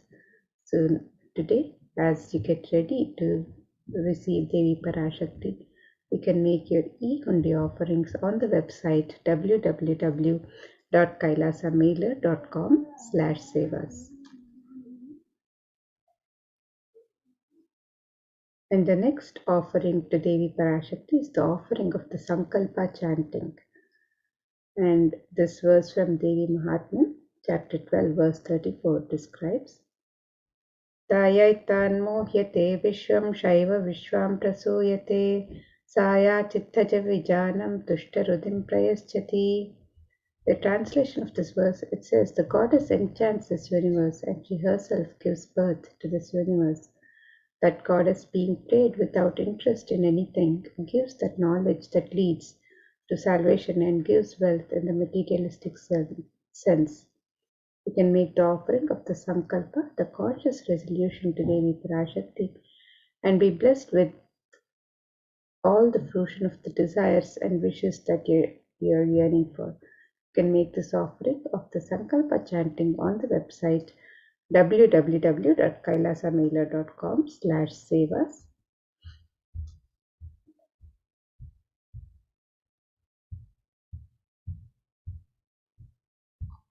And the next offering to Devi Parashakti is the offering of the Sahasranama Swarnaka. So this is the offering of the pure gold coin inscribed with one of the 1008 sacred names of Devi Parashakti. And Devi is described as Nama Parayana Prita, she who likes the repetition of her various names. And this offering of the Sahasranama Swarnakasu, where each coin is inscribed with one of the 1008 sacred names of Devi Parashakti, is a very special and unique archana offered to the Mahameru of Devi Parashakti. And when you make this offering with each coin inscribed with the 1000 inscribed the Ananta Kalyana Gunas, the very divine qualities of Devi Parashakti, you are blessed to imbibe those very same divine qualities of Devi Parashakti herself. So you can make this offering of the Sahasranama Swarnakasu, the pure gold coin inscribed with the 1008 sacred names of Devi Parashakti. You can make this offering in 3 different denominations and any number of coins as you wish to offer.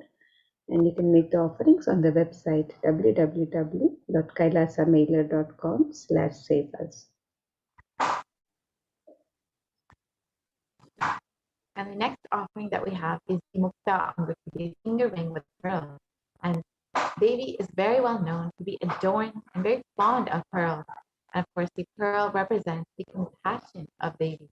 In this verse, it describes, I bow to the goddess Meenakshi, whose crown has garlands of pearls, and the face shining like a full moon, who wears anklets that are studded with gemstones and has small bells, who is shining like the splendor of the lotus, who grants all the wishes, the daughter of the mountain, who is worshipped by goddesses Vani and Rama.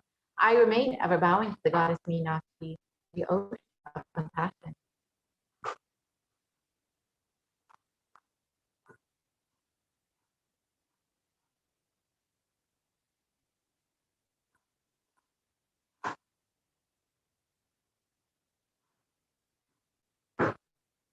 So you can offer this Mukta Murti finger ring with a pearl to Devi Parashakti and receive. You can stop the screen here.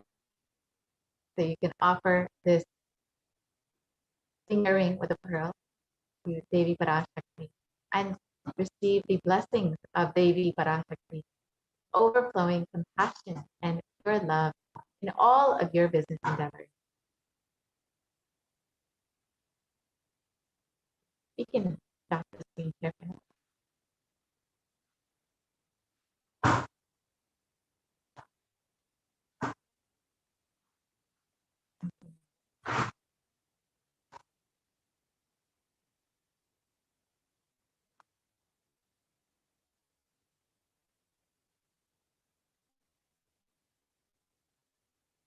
So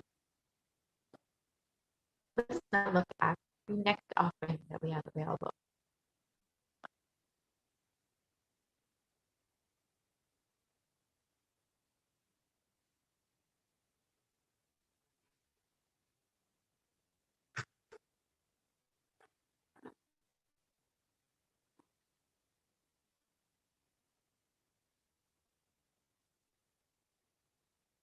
Yes, the next offering is the Sahasranama Paranakasu, which we offering.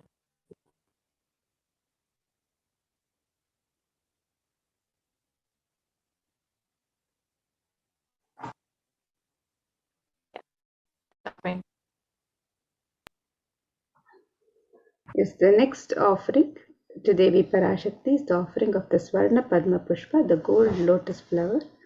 And the gold lotus is a sacred offering in the Hindu tradition and is used in the worship of the divine and it has many significance in the worship of the divine. One of the verses from the Kamika Agama describes the significance of the gold lotus, and this verse says, Ashtavidyeshwaropeta kumbhavarana samyutam sarve sasutra vastraadya hema pankaja bhushitaha sapidanas sakurachascha pakpa billa palaprabha snapanadhyaya samsiddha pramanena samanvitaha. The translation of this verse, it says, all the kalashas should be wound around with suitable thread and covered with a new cloth. They should be adorned with the lotus flower made of gold. And there are hundreds of scriptural references for using the lotus in the worship of Paramashiva. Almost everything in the worship of the ultimate involving the consecration of deities of worship or meditating on the mudras or asanas used during worship involves the lotus flower, the lotus leaf, the lotus pericarp, the lotus petals. The lotus is a divine flower in the Hindu tradition. The Shakti of Paramashiva is also called a lotus. The base of the Paramashiva linga is a lotus. The disciple of Paramashiva is also considered a lotus, the one who is about to bloom. So you can make the offering of the gold lotus in any of 3 different sizes and be blessed to have the state, space, powers and being of Devi Parashakti in your inner space amidst any and every adverse situations in life.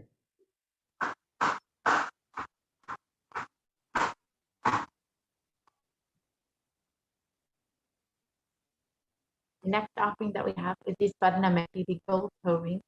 And in this verse, it describes the power of Devi's very toenails.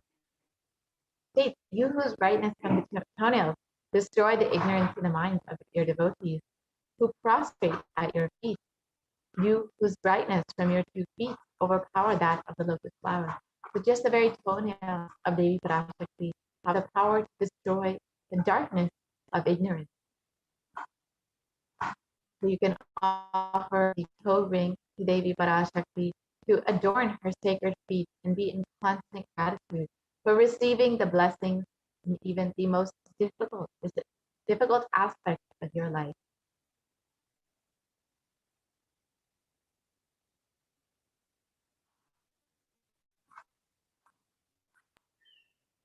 And the next offering to Devi Parashakti is the offering of the Swarna Mangtika, the gold hairline jewelry.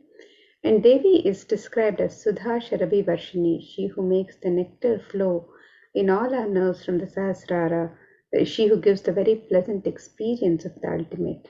And the Swarna Mangtika represents the nectar overflowing from the Sahasrara chakra, which is fully opened with the sacred sentiment of gratitude. And you can make the offering of the Swarna Mangtika, the gold hairline jewelry to Devi Parashakti, and receive the blessings of achieving the blissful state of overflowing gratitude and the space of complete completion.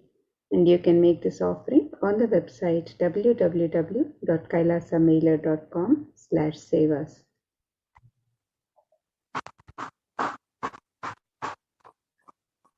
The next offering that we have is the Pratiksha Pada Puja, the offering of worship to the divine lotus feet of Swamiji, who is manifesting Devi Parashakti herself. And in this verse from Saundarya Lahari, in Shloka 83, it describes that the toenails have been sharpened by constantly being touched by the crowns of the celestial beings, who always prostrate before Devi. Tamoguna darkness in this Stotram summit is indicative of the ignorance in the minds of the devotees, and by constantly prostrating before Devi, their ignorance is removed and they attain the ultimate knowledge. You can offer the Pratiksha Pada Puja to Swamiji, manifesting Devi Parashakti, and be blessed to remove all the ignorance and attain the ultimate knowledge of enlightenment.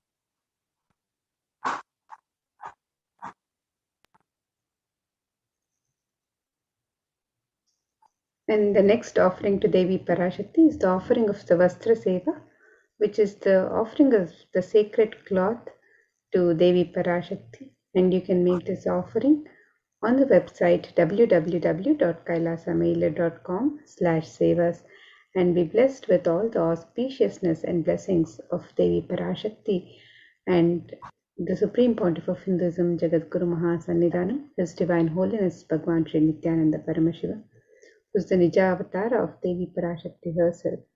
You can make this offering on the website www.kailasamailer.com/sevas. So here is the list of all the offerings that you can make. The Ihundi offering, the Sankalpa chanting, Devi Sahasranama Swarnakasa, the Mukta Anguti, the Swarna Padma Pushpa, the Swarnameti, the Swarnamantika, and the Pratiksha Pada Puja and the Vastra Seva. So in order to make your offering, you can visit kailasamailer.com/seva. It's a very simple process. So if you are wanting to make your offering, but you still want some information, or you need some more details, or need some help manifesting this offering, you can fill out the intention form, which we will be projecting to you shortly. And if you are ready to make your offering, we will be going through how to make your offering very shortly. So you can visit kailasamailer.com/sevas in order to make your offering. Fill out your intention and you can make your offering.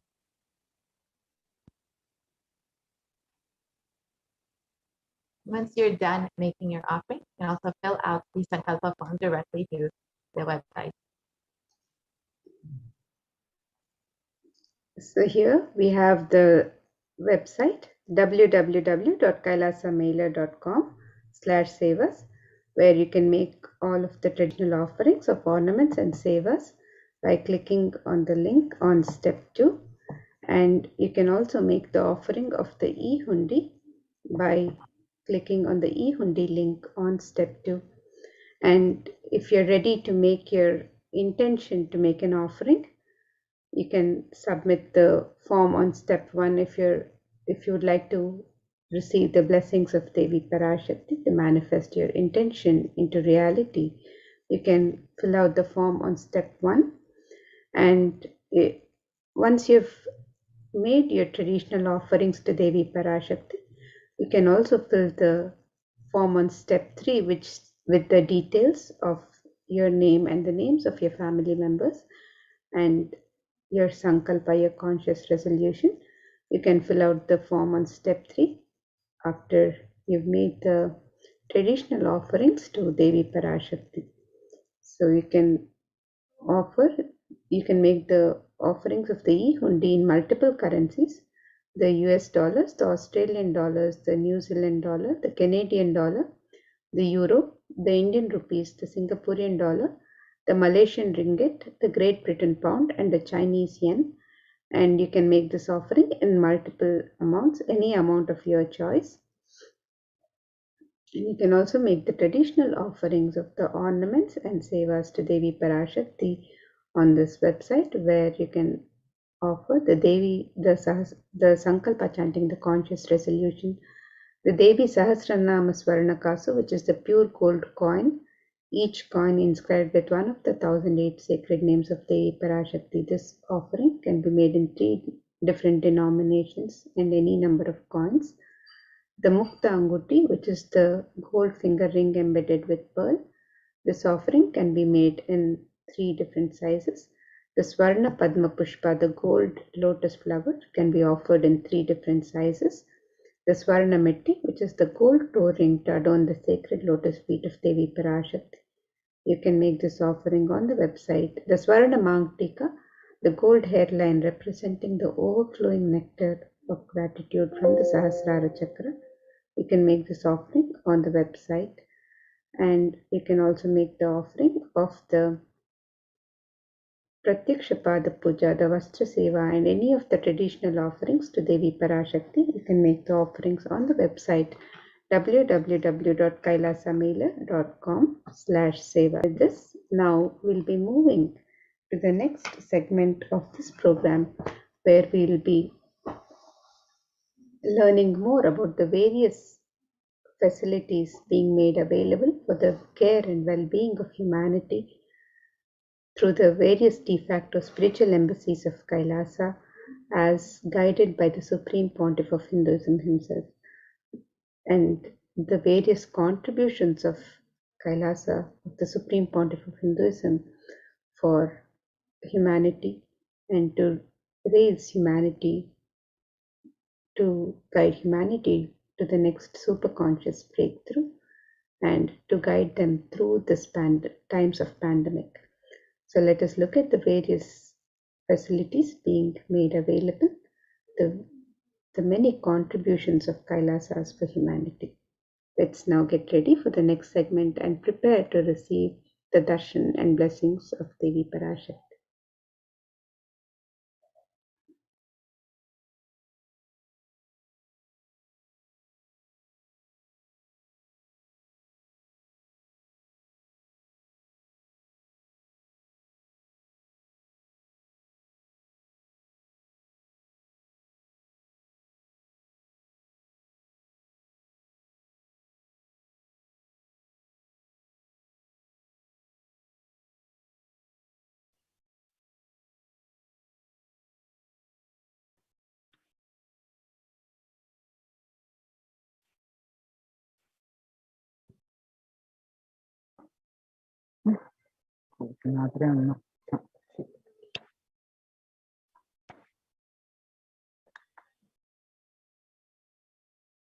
Nithyanandam, everyone.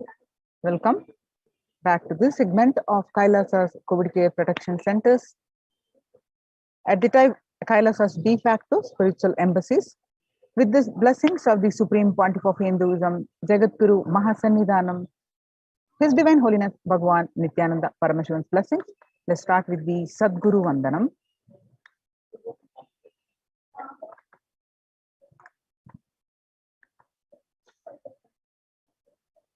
Nithyanandam Paramasugadam Kevalam Jnanamurtim द्वन्द्वातीतं गगनसदृशं तत्त्वमस्यादिलक्ष्यम् एकं नित्यं विमलमचलं सर्वदी साक्षिभूतं भावातीतं त्रिगुणरहितं सद्गुरुं तं Namami.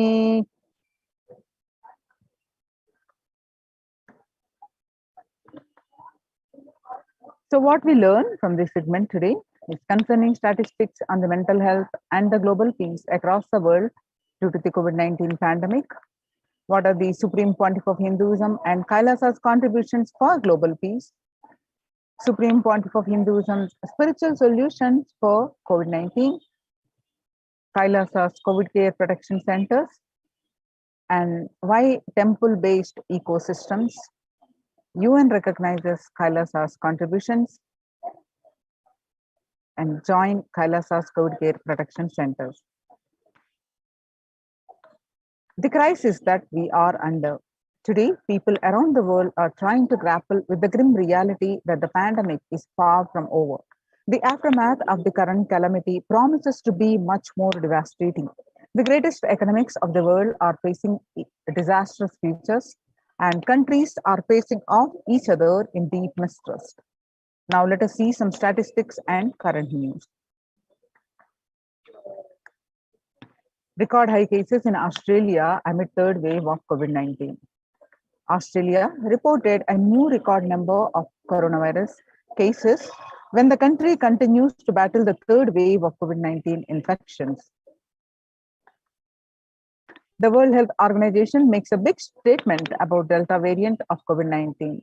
The World Health Organization recently said that the Delta variant of coronavirus has elbowed out all the other COVID-19 variants of concern that now represent a tiny fraction of the samples which are being sequenced. Less than 1% of alpha, beta, and gamma are currently circulating. It is really predominantly Delta around the world, said the World Health Organization technical lead on COVID-19, Maria Van Kerkhove.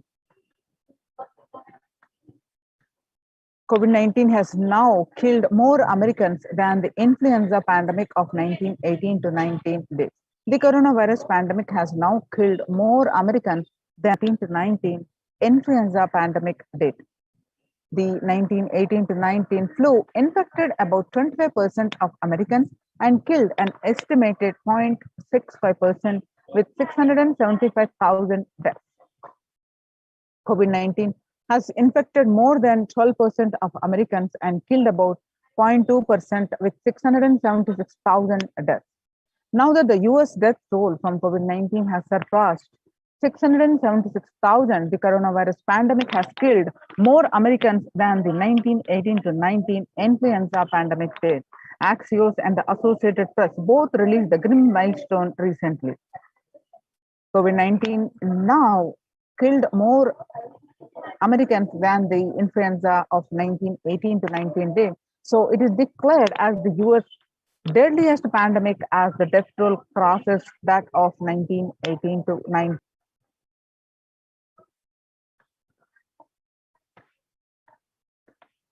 People infected with alpha variant exhales 100 times more virus into the air than original COVID strain.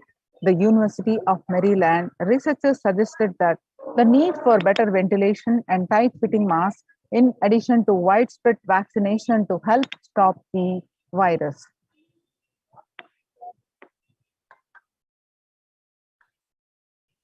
Six-feet distance may not be enough to prevent viral transmission indoors.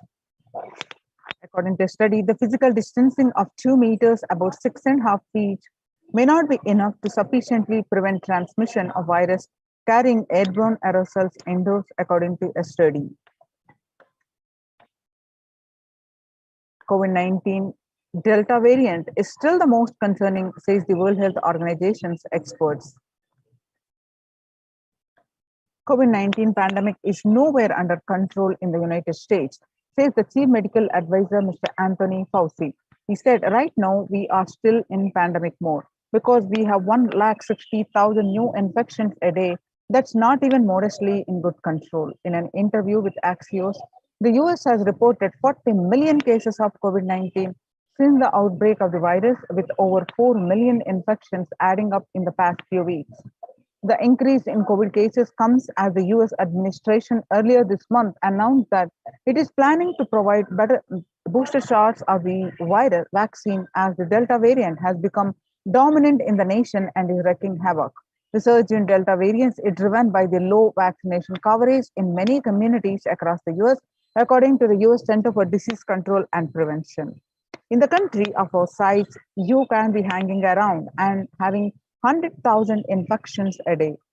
You've got to get well below 10,000 before you start feeling comfortable, Mr. Fauci said. The World Economic Forum, COVID-19 made the world less peaceful. The COVID-19 violent incidences and fatalities January 2020 to April 2021, violent incidences related to the pandemic made the world less peaceful. The younger adults are more likely to report symptoms of anxiety and or depressive disorder during the COVID-19 pandemic. The average share of adults reporting symptoms of anxiety and or depressive disorder, what it was in January to June 2019 before the pandemic was 11%. Now the same anxiety disorder and depressive disorder, in just 1 month of the beginning of this year, it rose up to 41.1%.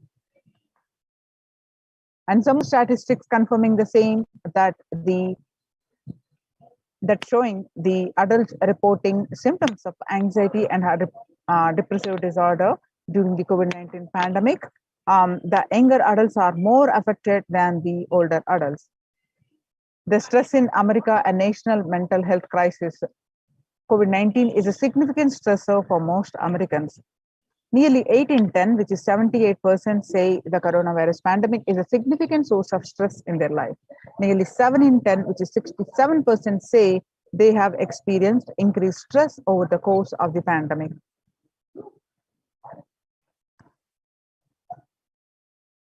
COVID-19 could exacerbate doctors' existing mental health burden. Of the health workers who treated patients during the COVID-19 outbreak, 50% showed signs of depression and 45% showed signs of anxiety, according to preliminary research. Self-reported mental health among pregnant women and new mothers. Before the COVID-19 pandemic, depression was 15%, and now during the pandemic, it rose up to 40.7%. And anxiety was 29% before the pandemic, and now it rose up to 72%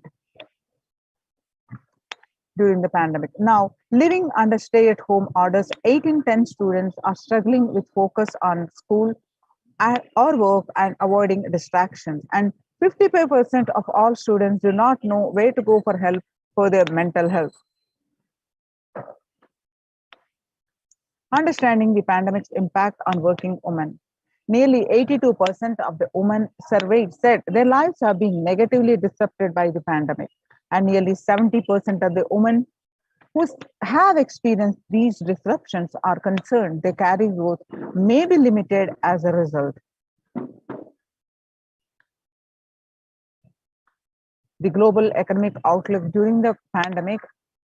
The pandemic is expected to plunge most countries into recession in 2020, with per capita income contracting the largest fraction of countries globally since 1817. International Labour Organization, COVID-19 is a threat to peace building in conflict-affected nations. COVID-19 crisis has worsened already fragile situations. The ILO is more aware than ever of its responsibility to promote peace and resilience in the time of this global pandemic. In India, the Mumbai mayor says the third wave is already here. And the city mayor has said that the third wave of COVID is already upon Mumbai, pointing to a sudden spike in cases that the third wave of COVID-19 is not coming, it's already here, said Kishori Padnekar, adding to an announcement regarding the matter they have already been made in Nagpur. And breakthrough infections found in 25% of the health staff. A little over 25% of health workers were infected with coronavirus despite getting fully vaccinated.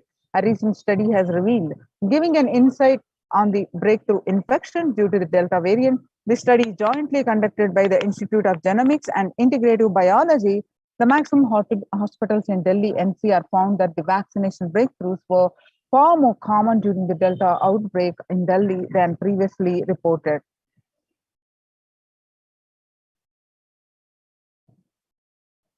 The COVID-19 variant Mu shows signs of vaccine resistance. All you need to know.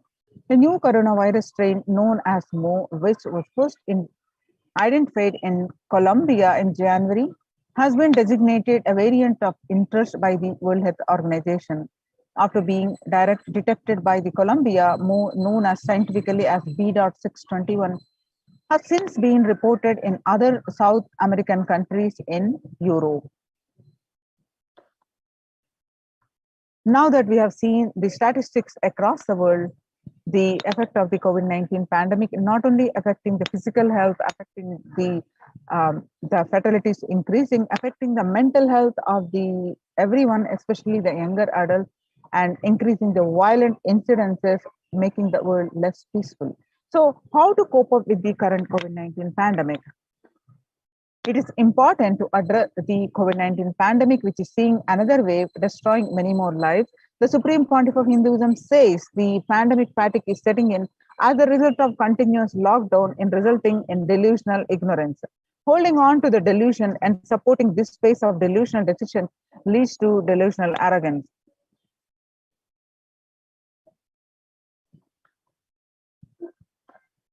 The global COVID virus pandemic has left the whole world desperately looking for answers. Life as it had been experienced even back in February 2020 is no longer recognizable. Drastic change is the order of the day, with people having to redefine their world with new paradigms of economy, society, faith, religion, and health. Blessed are those who have had the greatest fortune to be with the incarnation of Paramashiva, the Supreme Pontiff of Hinduism, in their lives to carry them through this crisis.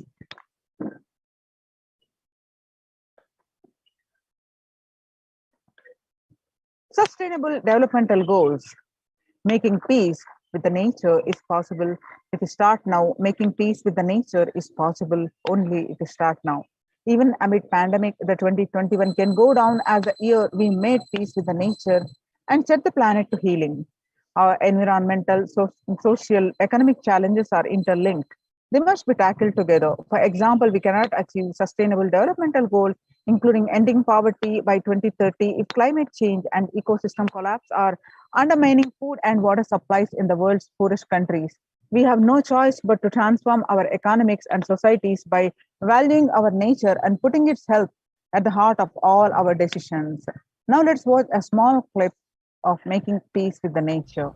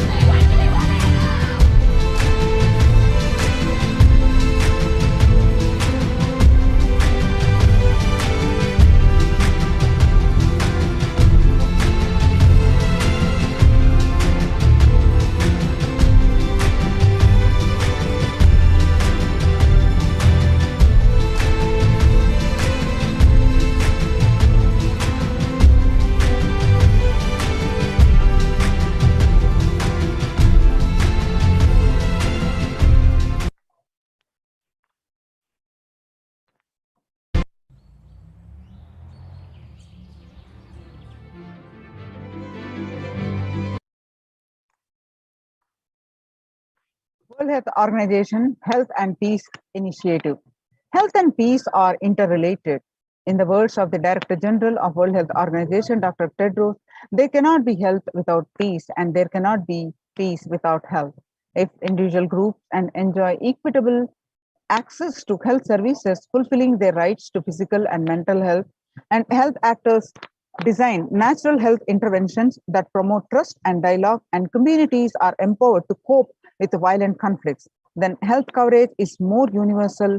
Grievances can be heard with address to generate trust, and around health emergency concerns, affected communities are more likely to make meaningful contributions to peace and reconciliation and to resist incitements to violence.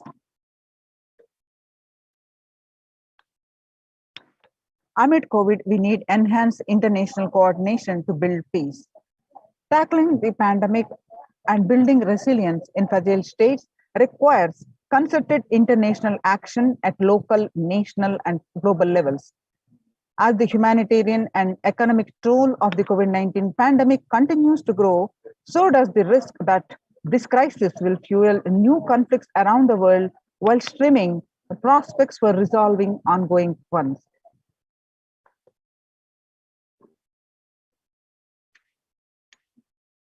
Stronger health systems and universal health coverage must be a priority. Remarks to the General Assembly special session in response to the COVID-19 pandemic.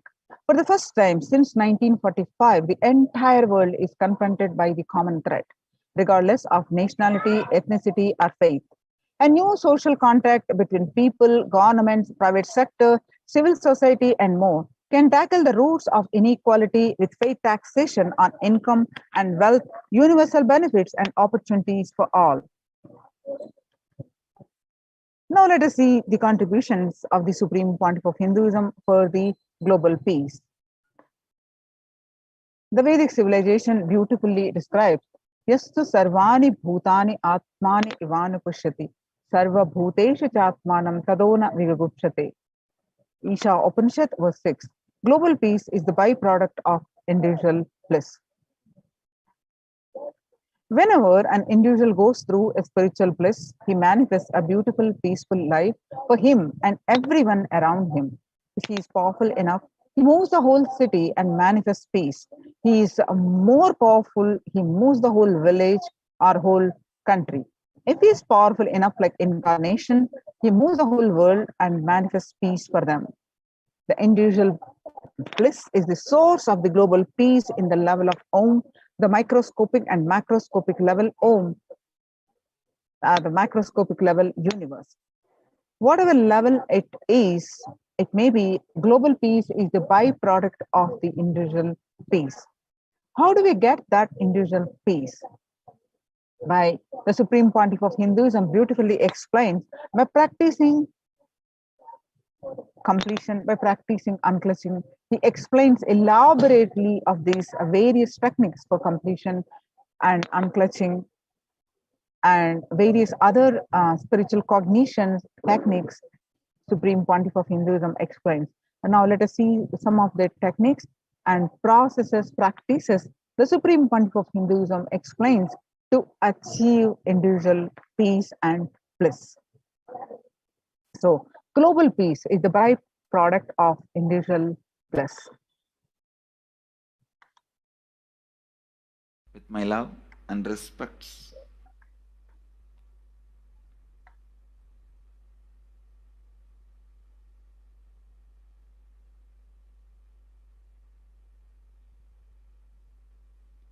today I wanted to expand on the science of completion.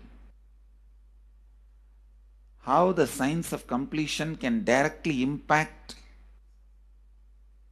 the consciousness you are carrying and the consciousness embodied in many bodies. Please understand, the more deeper you go inside you, means more deeper space you go inside you,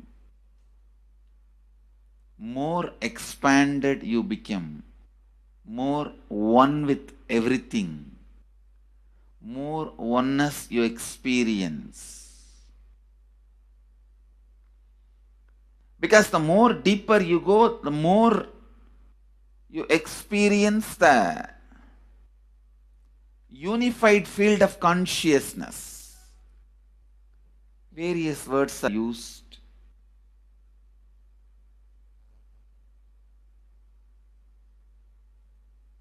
Some of the Hindu traditions uses the word Atma, Brahman. Some of the Hindu traditions use the word Nirvana. Whatever word you may use, Atman, Brahman, Nirvana, unified field of consciousness, whatever.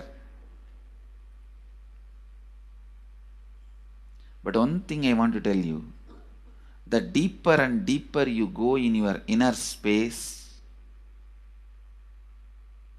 you experience the vast oneness. The more superficial you are, the more incompletions you carry with others, even with yourself. The more superficial you become, even your own right hand and left hand fights with each other. Different parts of you fights with you.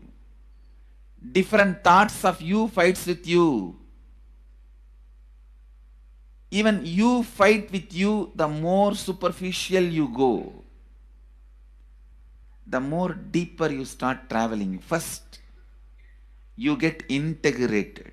The you fighting with you stops. Then, the people around you get integrated. They fighting with you stops. Completion with yourself, then completion with others, then comes completion with other things, not just living beings, even with inanimate beings. The completion starts happening.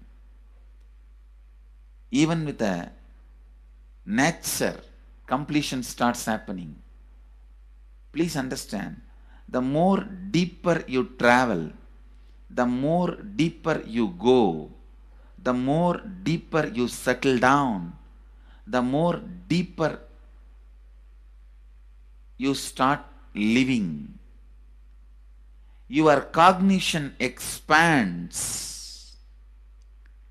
Your cognition includes. Your cognition becomes more and more inclusive. More joy, more bliss, more knowledge, more enlightenment. Please understand.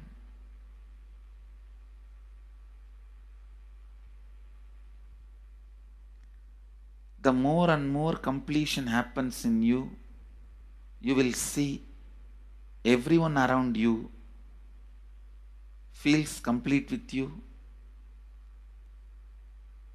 That is why I am saying, whether they have body or they are disembodied, in the deepest corners of your being, deepermost layers of your being, deepest parts of your being, you experience such powerful awareness, such joy.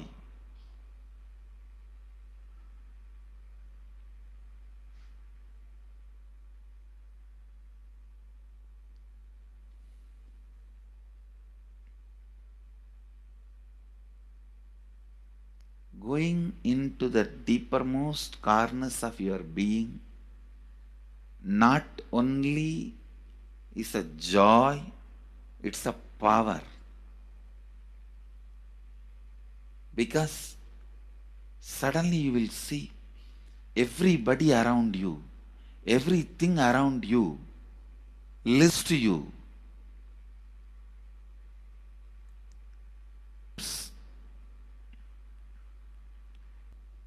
The tendency to exploit is not there.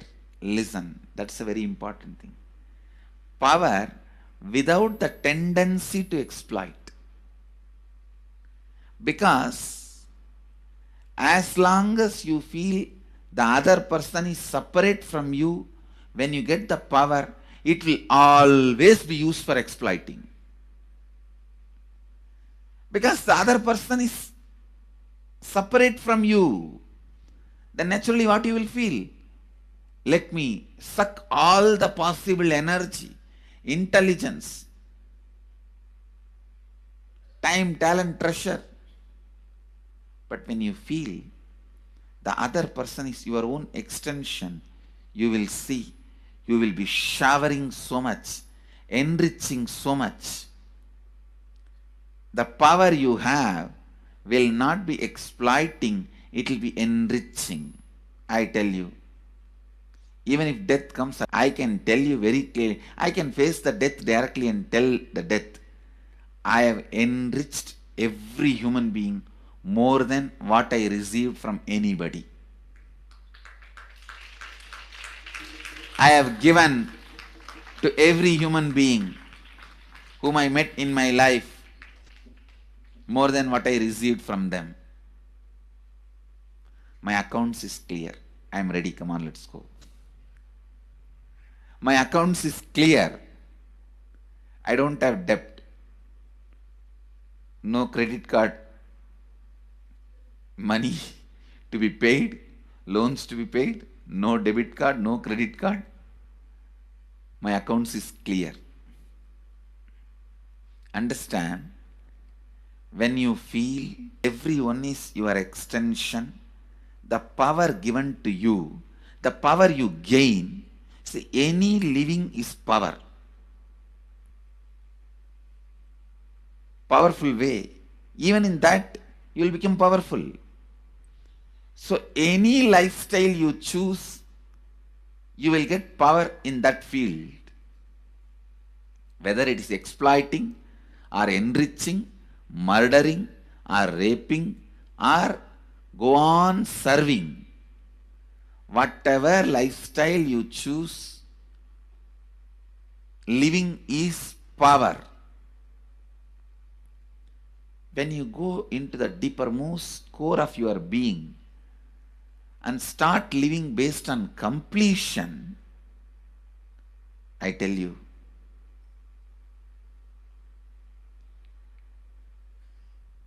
the first power you will experience is everything around you listens to you. That power will simply make you enrich everyone.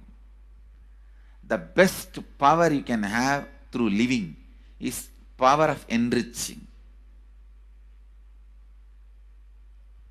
Whatever you do, as I said, whether you live the life of enriching or exploiting, you will become powerful.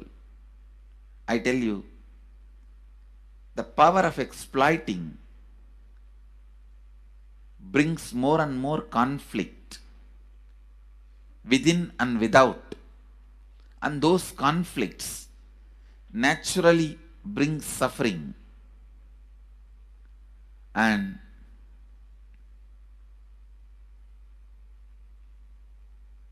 the power of enriching brings more and more completion in you and in others. This full month, Nithyananda Sangha all over the world. The other day I was seeing, we have officially presence in more than 50 countries. As devotees, group of devotees, we have presence in 100 countries. All over the world, we are going to celebrate this whole month for Global Peace Month, impacting global peace. All of us this whole month will live completion and do samskara dahana kriya, means burning the patterns which separates us from others, burning the patterns which are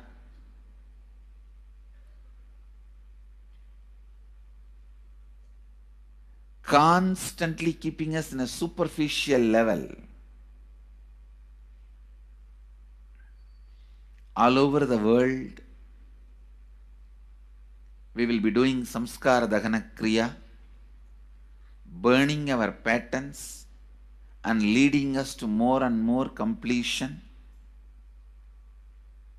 And we also have special 3 Nitya Dhyana Yoga program teaching people science of completion and facilitating samskara dahana kriya. This month, 20th, 21st and 22nd,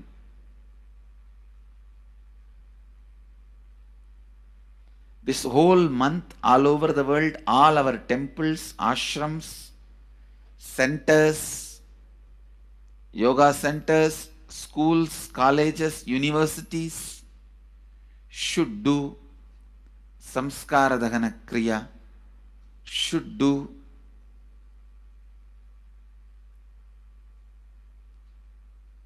the practice of burning all the incompletions and patterns which leads to conflicts, bringing more and more peace inside us and outside us, spreading peace.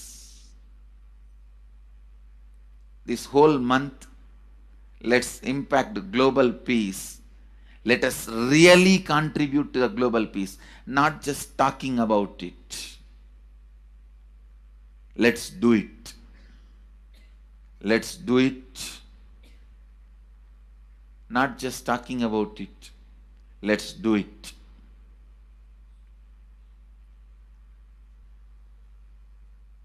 Even if you teach the samskara dahana kriya to 50 people in each area,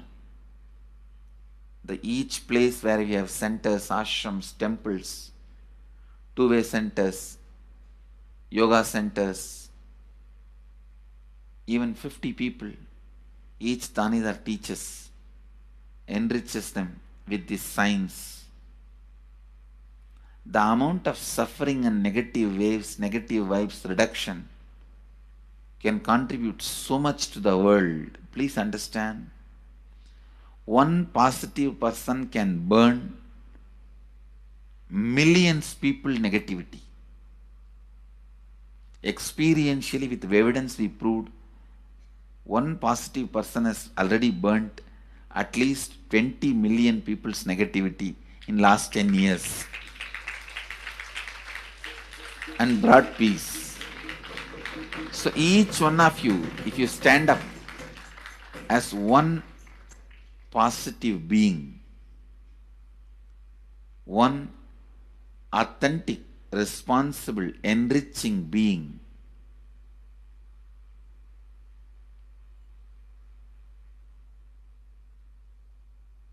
I tell you,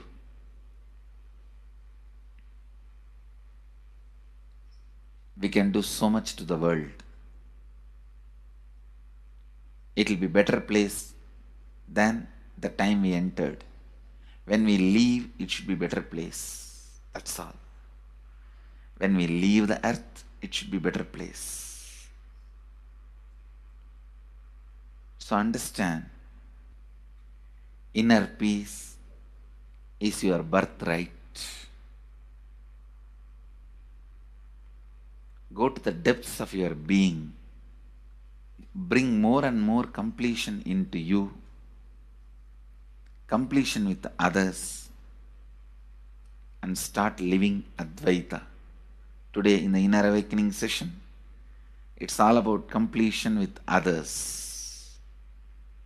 So last 6 days, literally, you worked so much, one by one by one by one by one, layer by layer by layer by layer. The completion with yourself. Now comes completion with others. Today, we are starting the science of completion with others.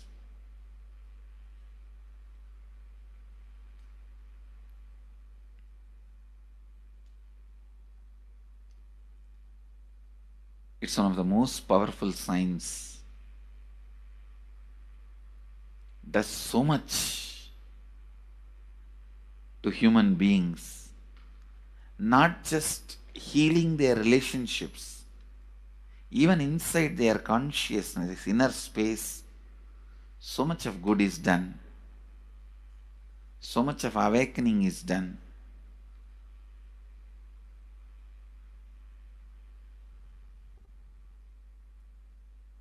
See, when you have completed with others, the kind of strength you feel is the power of Advaita, strength of Advaita. Today the inner awakening sessions are all about completion with others. We have long session today working on completing with others. So with this, because today we have a long session with inner awakening, we are also lagging behind the syllabus. Actually, it is a good news, it's not a bad news, because participants are so sincere. They are going through the whole process so intensely, sincerely. Because of that, we are little delayed, but today I am going to catch up. Today I am going to spend more time and catch up with them, with the syllabus. So,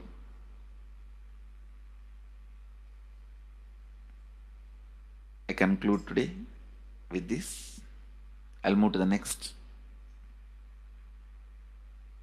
sessions, IA sessions and all that, because never I conclude. There is no conclusion for satsang. It goes on and on and on. Only the audience change.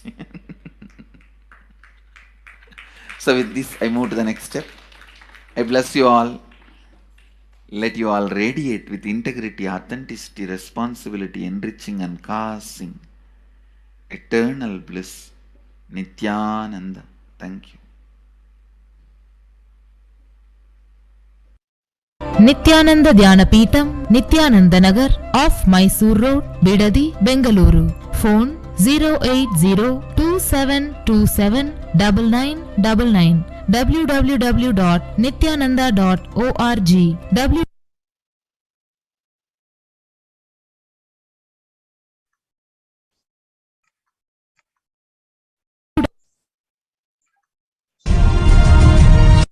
Now, the Supreme Pontiff of Hinduism explained the self-transformation, the secret to achieve global peace.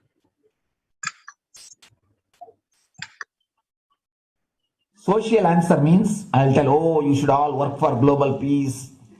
You should all work for turning the world. You should work for revolution. You should work for all these, that things. You should vote only the party which says that it will stop the war and all these things. This is the social answer.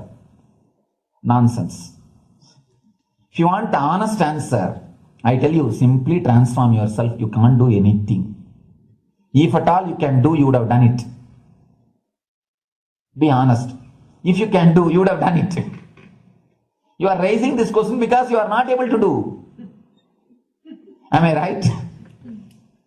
So let us be very clear. Let us be honest. We are not able to do. Socially. That's the truth. That's the reason you are sitting here and raising the question. I tell you, understand few important things. There are a lot more attached to this question. There are many things which is attached to this question. We always feel the present is the world is totally spoiled. It is not going according to the rules or how it is supposed to be. It was wonderful once upon a time. In ancient time, things were going properly. Everything was well and great. And I tell you, 10,000 years ago, they found some writings on stone in Harappa Mohenjo-daro culture. Some stone writings have been discovered. The other day I read a beautiful book about that stone writings. That writings, it says, oh, nowadays the society is not as it should be. So much of war. There is no peace. In the early times, there was so much of peace, society was really great, things were as it should be. And it almost looks like a today newspaper editorial. 10,000 years ago, the same thing carved on a stone. Then understand, there was no such time as only good prevailed. It is just a fantasy. Hinduism, they call it Satya Yuga, the age of truth. There was a time only truth prevailed. And every religion, Christianity, they say the Garden of Adam and Eve. There was a time everything was wonderful. Every religion has got the fantasy. The past was great. There was golden past. Always the idea of golden past exists only in the past. The more you go back, again you say the past was great. And I tell you one thing, it is a wonderful way of postponing the accepting the reality. Otherwise, I can be sure the world was same as it is today. Whether it is 5,000 years ago or 10,000 years ago. Maybe one thing, there was no CNN channel that time. So the news did not reach you so quickly. That's all. The news did not reach you so quickly. That may be the only difference. But otherwise, I can be sure the good and the bad was equal. Good and the bad was equal. The same amount of wars were there. All the other things were there. You read the Puranas, the mythological stories of India, you see enough of things. Enough of dirty things. I think sometimes I find a little more. And if you read completely the Puranas or the Hindu scriptures, there are a lot of things much worse than modern day. The criminal activities or bad things or negative things, whatever you say, all this stuff. And never think only present day is corrupted or violent. In the ancient days also, all these things were there. Only one thing was not there, the CNN news or the internet. So the news did not reach you. But otherwise I can tell you, enough the good and bad was there. It always will exist. It will exist. All you can do is, if you awaken yourself, if you reach the enlightenment state, you can go beyond it. And I tell you, enlightenment is the only service you can do to the society. Just become enlightened so that you will reduce the negativity. Now, as of now, you are also the part of negative group. Naturally, we will be a negative group. As long as we are unenlightened, we will be the part of collective negative consciousness. So if you become enlightened, your weight. That's the only thing we can do. Nothing else can be done. So all I request you to do is just become enlightened. Realize that you are a lion.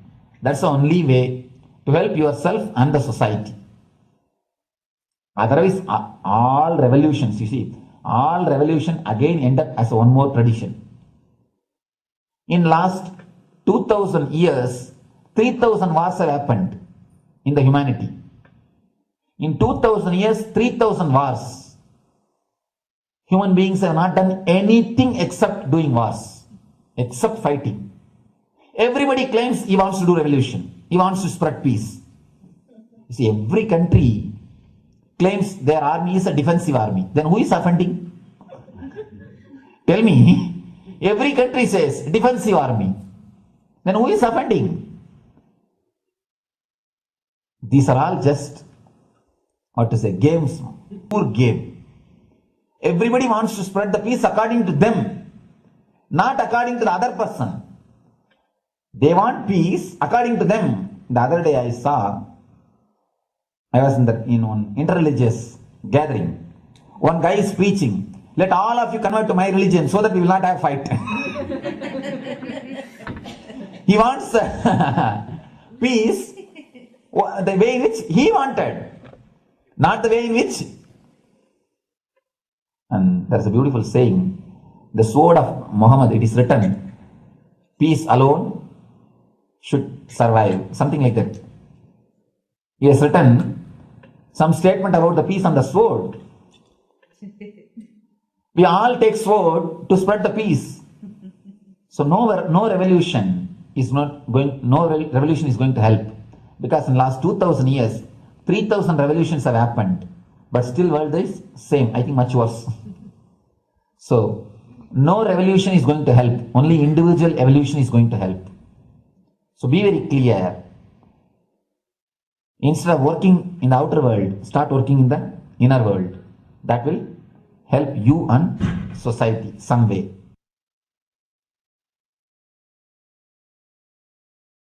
Social answer means, I'll tell, social answer means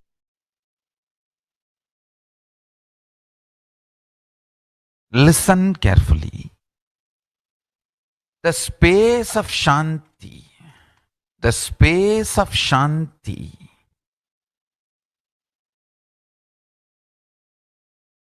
is where Kailasa grows. Listen carefully. It is in the deep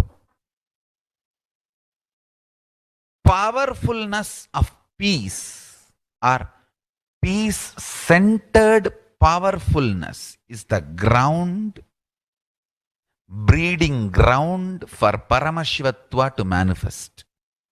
Please understand. Like how pure mirror reflects everything, pure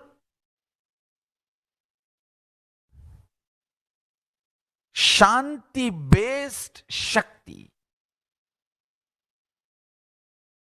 peace-based powerfulness reflects Paramashiva.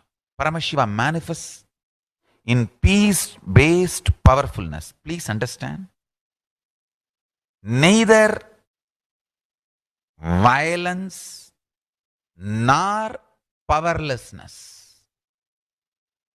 Powerlessness is weakness. Violence is abusive. Peace-centered powerfulness. Powerfulness-centered peace. All the Upanishads starts with peace, completes with peace. Shanti mantra. Starts with Shanti mantra, gets completed with Shanti mantra.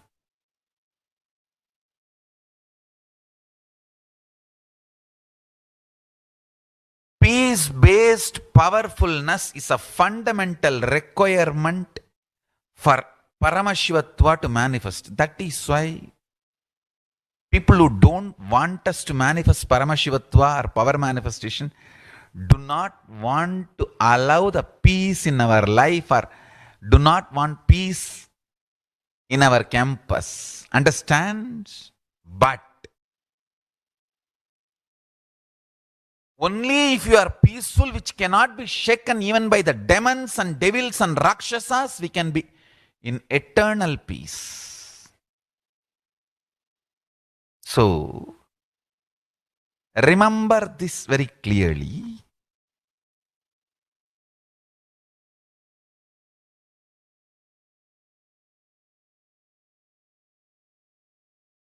Peace alters the very DNA structure, genetic structure, the core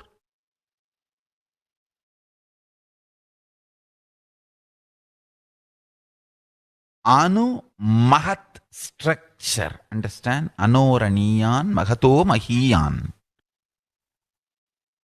The consciousness in you is atom inside the atom, Mahat, more than Mahat. That Anoraniyan Mahato Mahiyan. That consciousness starts growing in you with more and more peace-based powerfulness developing in you. Nothing can be compared to unclutching. Spend more and more time, energy in unclutching. It will never be wasted. Time spent on unclutching is the most productive time for you in your life, because unclutching completely makes you altogether a different material. Understand? It very biomemory, muscle memory, core structure, molecular structure, genetic structure, DNA structure, everything. All the 8 energy flow circuits, 7 energy flows, 1 the pure conscious explosion. So totally 8 energy flow circuits exist in you. All the 8 explodes when you unclutch. Understand? Unclutching is the space of Sri Kailasa.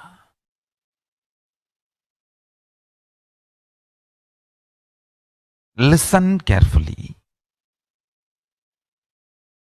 Listen.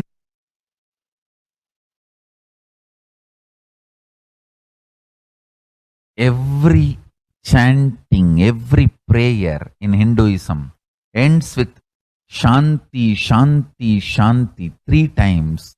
Means peace, peace, peace. Hinduism is the real religion. Loving peace, living peace. Individual level, social level, global level. Understand? Hinduism lasts all its 56 nations, 200 states, 10,000 kingdoms, samsthanas, is not a loss to Hinduism, it is a loss to planet Earth, human beings. Wherever Hinduism is practiced, kept alive, the ideal of global peace is kept alive. Just do this one simple statistics. You yourself study. Google and study. Take the top 10 religions and list how many people they converted in last 200 years. How many people they killed. List for each religion. I can be 200% sure. You yourself will realize Hinduism is the most peace-loving and peace-living religion. Neither conversion nor terrorism. Neither conversion nor terrorism. Being the supreme pontiff of the most peace-loving, peace-living religion, I give you all my blessings on this International Peace Day. Understand? It is we Hindus need to keep the global peace as a living possibility, and we need to make this global peace as reality. Just talking about global peace will not work. Working for global peace only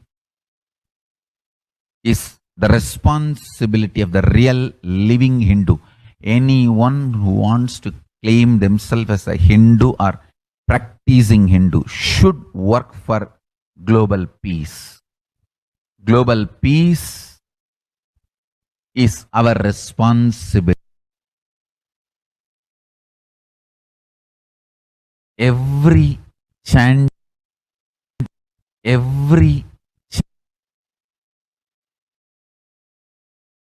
Hindus have the responsibility to bring global peace. So you can also throw a challenge. See, if you are making a Hindu micronation, you can throw this challenge to each one. Your friends, family, 10 people. Let them participate the challenge in the challenge and then let them send the challenge to others. So I welcome all the living and practicing Hindus to become founding fathers of Kailasa micronation in your countries.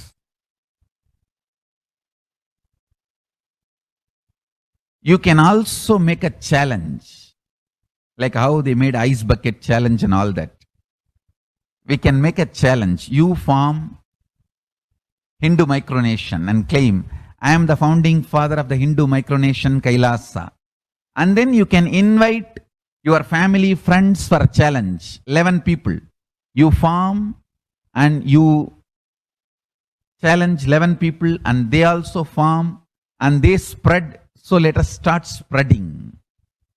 This project is my message on this International Day of Peace. Let us start working for global peace instead of just talking. The work we do will talk for us. The talk we do will not work for us. This is the message. The work we do will talk for us. The talk we do will not work for us. Global peace is the responsibility of Hindus. We living, practicing Hindus, not only we should achieve the individual peace through unclutching yoga, meditation, we should also create an ecosystem where the global peace starts manifesting. This Kailasa Hindu micronation is the enlightenment ecosystem. I request every living practicing Hindu to manifest, do it. So the global peace can manifest from these Kailasa Hindu micronations all over the world. Hindus have So join the Kailasas COVID Care Protection Centers by registering the link below with https://kailasa.org/Kailasa care. Now we'll be learning about the Supreme Pontiff of Hinduism's contributions for the global peace in other aspects, other spiritual solutions.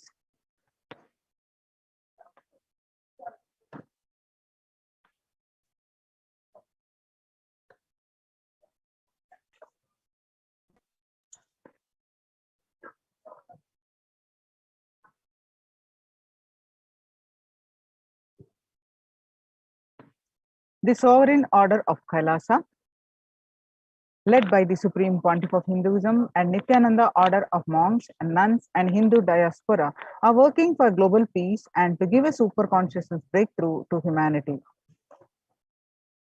It is the Supreme Pontiff of Hinduism's mission to revive a conscious world where the global issues at the climate, economic, social, health, and humanitarian level cease to exist from their very root, turning the problems of poverty, hunger, violence, discrimination into powerful living through the experience of oneness. The Supreme Pontiff of Hinduism has been working from the very grassroots level to usher in an era of peace at all levels, individual, societal, national, and global. His deep insights into the workings of the human mind, body, emotions have enabled him to powerfully and directly address various social and emotional problems facing humanity today. Some of the ways that the Supreme Pontiff of Hinduism provides spiritual solutions to combat the pandemic and other issues. Since the beginning of the global lockdown, the amount of contribution and the activism Kailasa has increased multifold through the Paramashivoham program, bringing the super consciousness breakthrough to the whole humanity. By starting the Akhanda Nirvikalpa Samadhi Jnana Yajna and contributing almost billions of minutes, Paramashiva Sankalpa chanting, the sacred Sanskrit mantra chanting to heal 24/7 via Zoom sessions, spiritual healing to one and all 24/7. with insecurity, fear, disease by empowering individuals to heal themselves, learn to cope up emotions like depression and tough situations in relationships, providing alternative solutions to worldly problems through power manifestation, initiating thousands every day into manifesting innate in the Kailas Kotiyar sessions, providing healthy solutions like a technique to clear the stomach from the Ayurveda solutions, which ultimately brings clarity out to the spiritual truths and give a conscious breakthrough. In the long term, establishing self-sufficient communities. Continuing and intensifying the service of Annadan, the free food in Nithyananda Annalayas around the world, including Tiruvannamalai, Los Angeles, and various other Adinams. Paving way with the New World Order, starting the agriculture-based communities in Adi Kailas and several other locations. Peacekeepers of Kailasa, offering various life solutions from the teachings of the Supreme Pontiff of Hinduism. Hinduism prescribes various methods for global healing.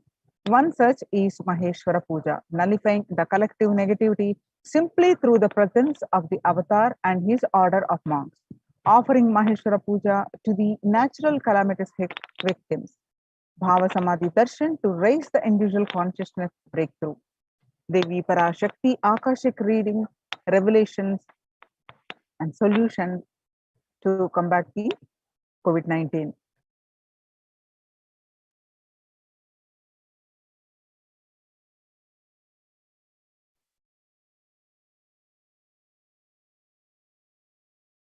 Society was created with the delusional ideas of too many human beings blind spots and the decisions made from those blind spots.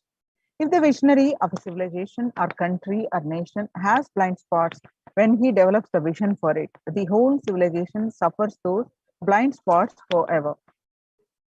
Now it's time that the nature, Prakriti, resets itself, and many of the blind spots based visions, ideas become important components of the society. This pralaya which is happening is melting down everything which is delusion based. The world as we know is gone, and let us celebrate God. This isolation which is seemingly endless with an unknown future which is compelling humanity to make 100% lifestyle to change is something to be deeply dwelled upon. All problems need to be addressed only with spiritual solutions and powerful cognitions. To stop people having mental breakdown, pandemic fatigue, collapsing, depression, destruction, and also give them super consciousness breakthrough and revive the enlightened civilization. The Supreme Pontiff of Hinduism continuously gives spiritual solutions and powerful cognitions.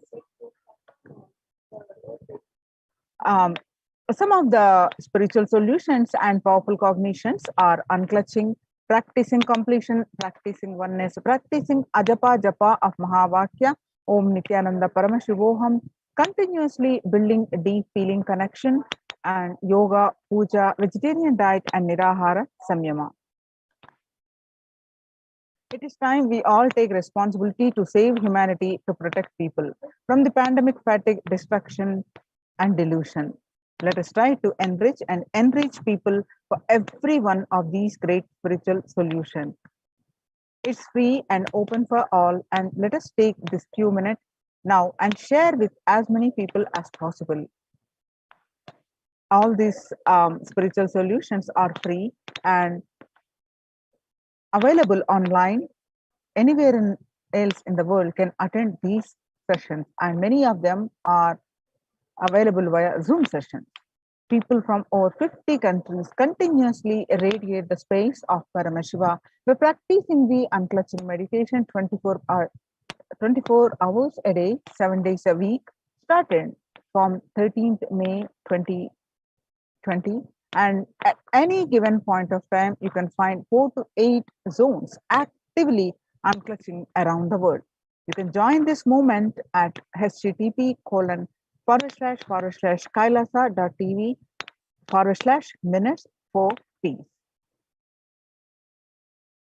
The life solutions based on the ancient Hindu tradition, the meditation and yoga techniques from the scriptures, the cognitions are rooted in the highest truth, The lifestyle based on living and radiating the higher values of life and powerful way of living and realizing one's ultimate potential form the foundation of the Supreme Pontiff of Hinduism's teachings, which by their inherent nature provide the foundation for peace on planet Earth. The Supreme Pontiff of Hinduism has launched the Minutes for Peace initiative, which aimed to reduce crime globally by conducting mass meditations around the world in parallel. In 2014, just after 2 years of launching the program, it crossed over 1 billion minutes of meditation. Scientific studies have shown a reduced crime rate after participation in the meditation and completion techniques. In 1976, it was found that when 1% of community practiced meditation and puja, the crime rate was reduced by 16% on an average. The current tally on the Minutes for Peace website is more than 4.3 billion cumulative minutes of meditation logged, including all the events, programs, and festivals where people have gathered in large numbers and participated in meditations and rituals. The total count comes out to be a staggering 409 billion minutes for peace so far. You can see some of the glimpses where about 5,000 devotees gathered and participated in a 48-day meditation program called Shuddhatvaitam. The Supreme Pontiff of Hinduism has hosted Kumbh Mela, United States, in Los Angeles since 2007. Nithyananda Sangha is entrusted as the only organization to host Kumbh Mela outside India by the Akhila Bharatiya Akhada Parishad. In September 2006, the Supreme Pontiff of Hinduism organized the first confluence for world peace to honor the memory of those who lost their lives saving others on September 11, 2001 at Irvine, California. The second confluence for peace was held in Los Angeles in 2007 in collaboration with Vedanta Society, BAPS, ISKCON, Siddha Yoga, and other organizations. The Kumbh Mela festival spread fast to other countries, including Australia, Canada, etc.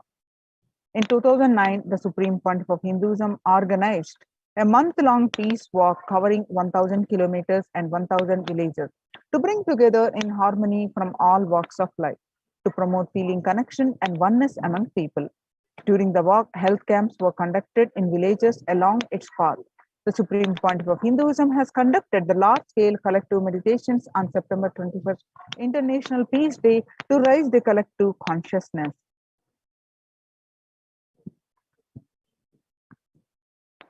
One of the greatest contributions that the Supreme Pontiff of Hinduism is contributing is initiating thousands into sannyas. Sannyas is our social responsibility. Let us save Hinduism and humanity.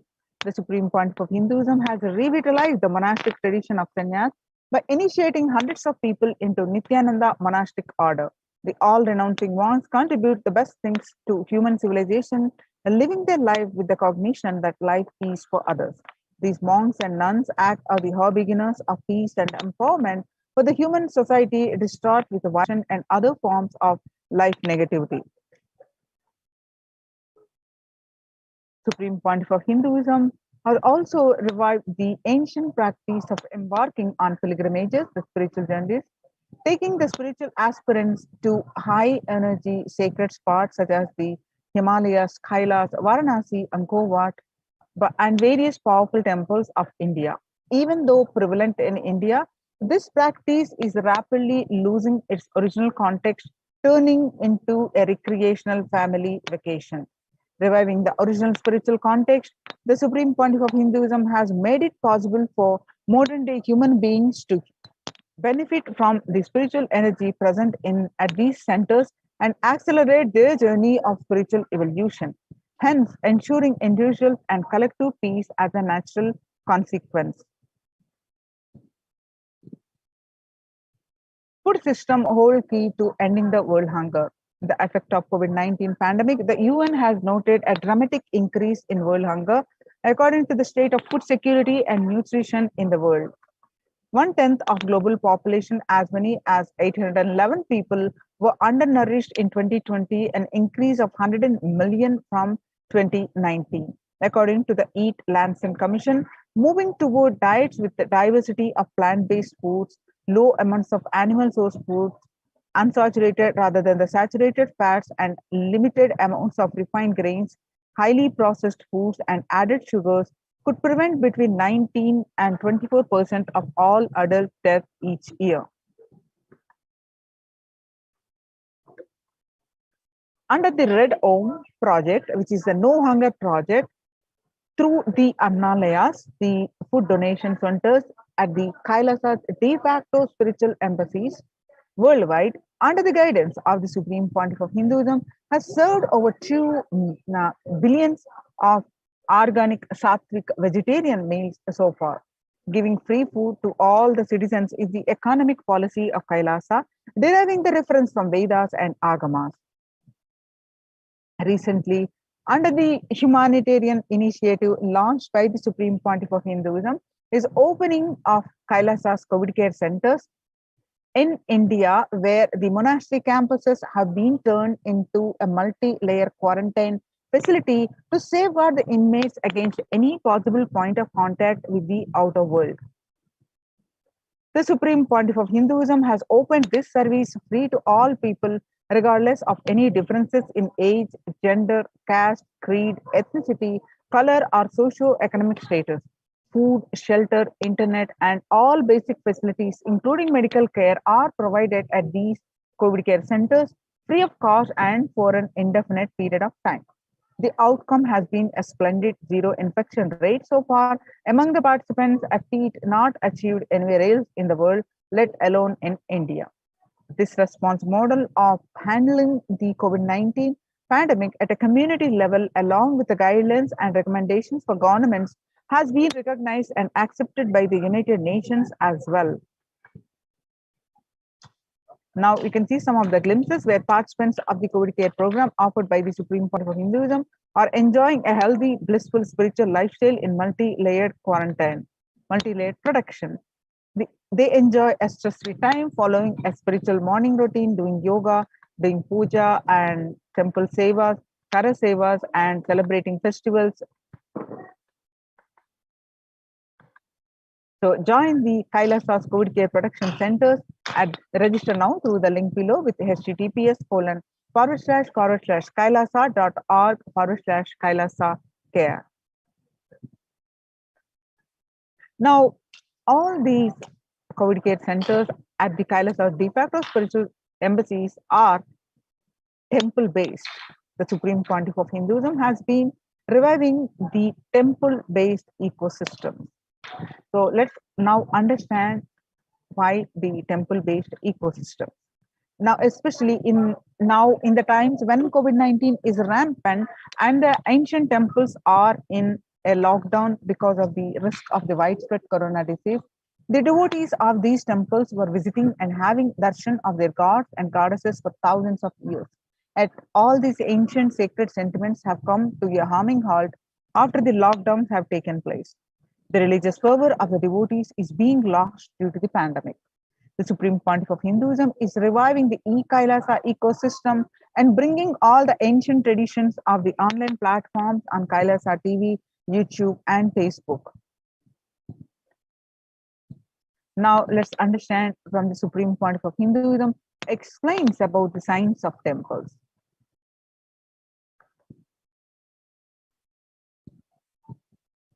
Who is Devi Meenakshi and her husband? Why this grand temple? What are the visible and invisible functions of this temple? Please tell us, Swamiji. Read the next question also. Both. As we see in our present time, towers of mobile, TV or dish TV antennas everywhere connecting invisibility to satellites, doing an incredible function for individuals and for society. My question is, there is and was everywhere temples and deities in this culture. Anybody coming from outside just wonder, is this just sentimental carved stones, worshipping culture, or just artistic sculpture? What is the invisible function of temples, deities? See, both questions,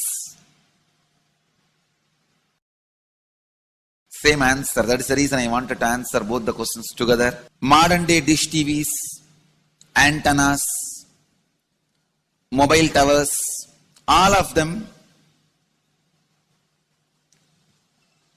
work in the level of certain frequency where the words,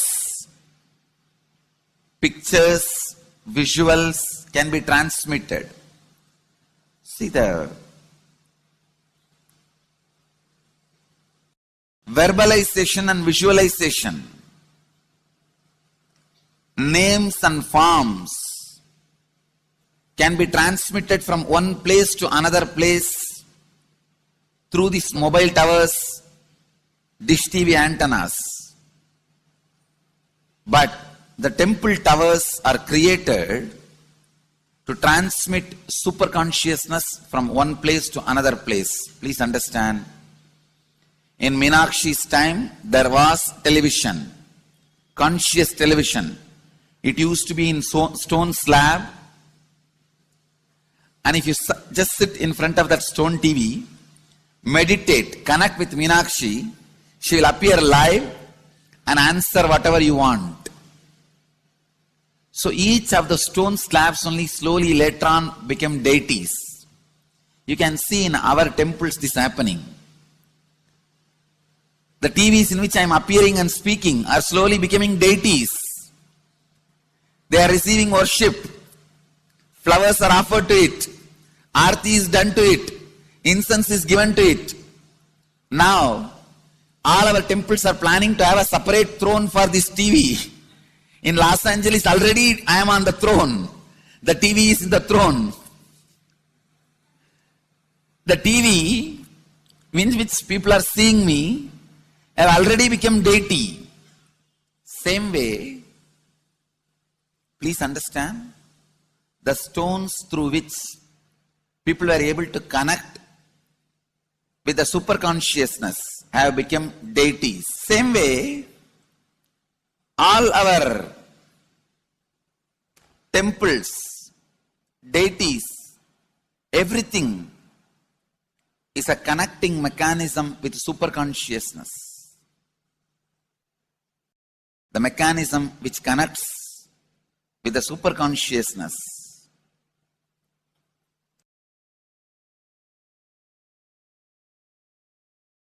Please understand, the deities and temples are not just sentimental carved stones, or they are not just artistic sculptures, they are conscious transmitters. They raise you to the super consciousness. In each house in Vedic tradition, we have a puja room.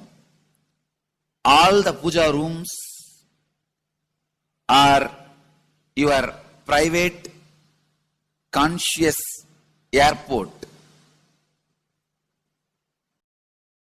are conscious transmission centers. The main temple is the place from where continuous super consciousness is radiating. So if you just sit and connect with a deep feeling connection, see, in those days human beings were so beautiful and simple. Just remembering the name of the deity is enough. They are already in connection with the deity. That feeling connection. When I read Patanjali's Yoga Sutra, it says, sit in Siddhasana and be in Samadhi. That's all. See, the human beings were so simple in those days. Just if you sit in Siddhasana, you are already in Samadhi. If you sit, your mind sits. Now, if you sit, your mind sits. Mind is completely away from the body. In those days, human beings were so simple and intelligent. All the non-mechanical parts of their brain were awakened. It is Western culture which killed the non-mechanical parts of the brain, the functions of the non-mechanical parts of the brain. Please understand, in the Vedic civilization, always human beings were brought up in such a way that non-mechanical parts of the brain was fully alive and awakened. It is a cultural invasion destroyed the greatest possibility of the human being when the non-mechanical parts of the brain is not functioning anymore. The temples, deities, all these are looking useless. Otherwise, they are a huge conscious infrastructure. Please understand. One example, suddenly, if we find some method to travel just 20 feet above the air or 30 feet above the air without petrol or diesel, all our automobiles, roads, everything will become useless. Then you will wonder, why so many automobile industries are established? Why so many cars are produced? Why this huge road waste? I think our ancestors are fools.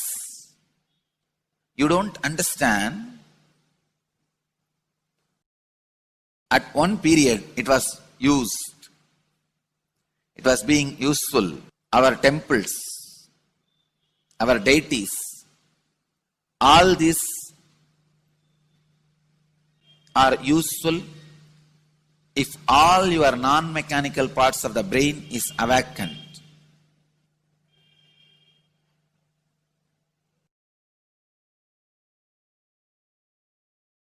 Unclutching is the process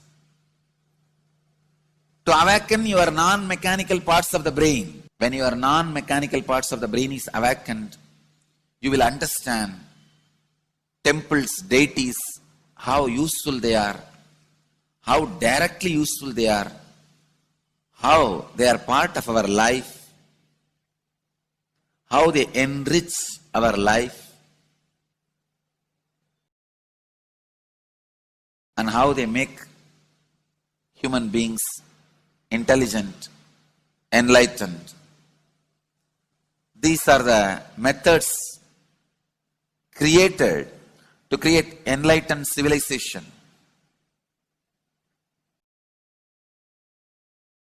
These grand temples are not built as an just monument. They are built as a conscious movement. It is not like Egyptian pyramids, monuments. No.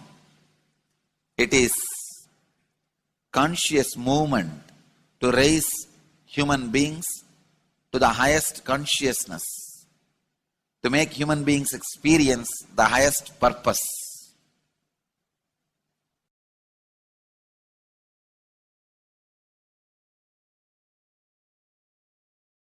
Understand, unclutch, use the temples to achieve the highest consciousness.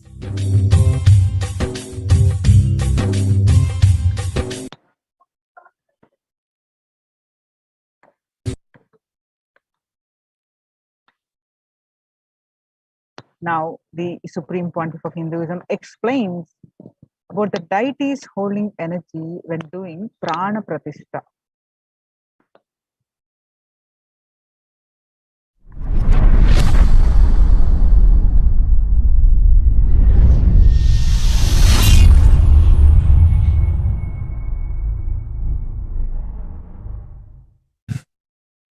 Actually, after the great pause settling, I wanted to do this Kumbhabhishekam, and then the Shivacharyas have advised us that only after the Uttarayana Punyakala, means after the Uttarayana starts, we are having a good date, Uttamottama date for Kumbhabhishekam. So that's the reason we waited.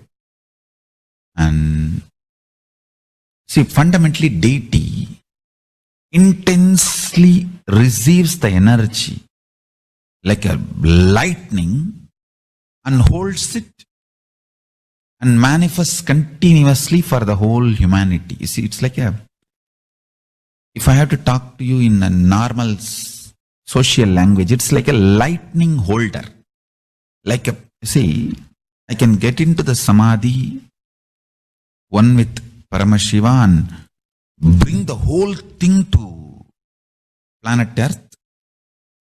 But the deity should be able to hold it and manifest it, radiate it for the humanity.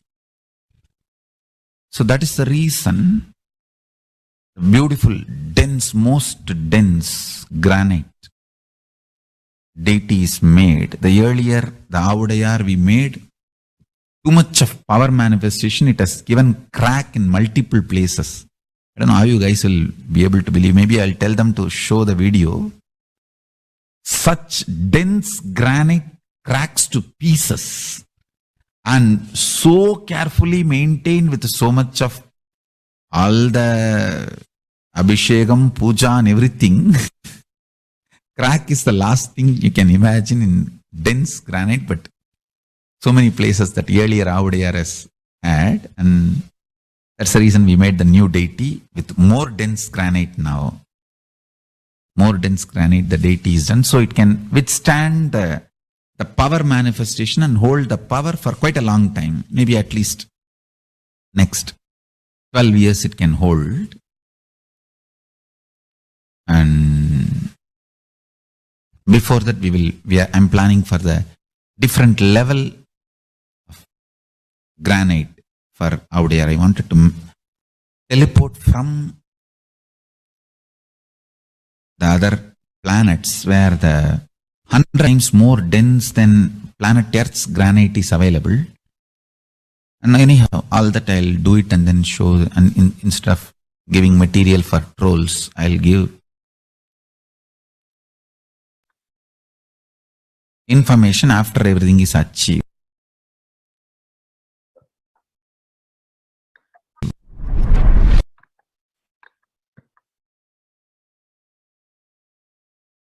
On various occasions, Devi Parashakti revealed in her Akashic reading that crores of people will come there to the Adi Kailash looking for health, Navapashana water feast and medicine to get health and protection and enlightenment. To protect India from the great destruction, I, Parashakti, made this huge ship. Even if captain is not there, the ship is there. On 14th May 2021, they revealed that whoever comes to Adi Kailasa and does the good work of saving people from deadly corona, I myself will do all of their life's work, and this is a commitment Paramashakti giving you all. Parameshwari, I will do what I say. To save people from corona, I have set up a huge ship, Ananda Sarovar, Vaidya Sarovar and Anandalingam. I have made it in Adi Kailasa. Go there and take water every day. Worship Anandalingam. Water, turmeric, milk and neem rasam showered on Navapashanam are the medicines for this.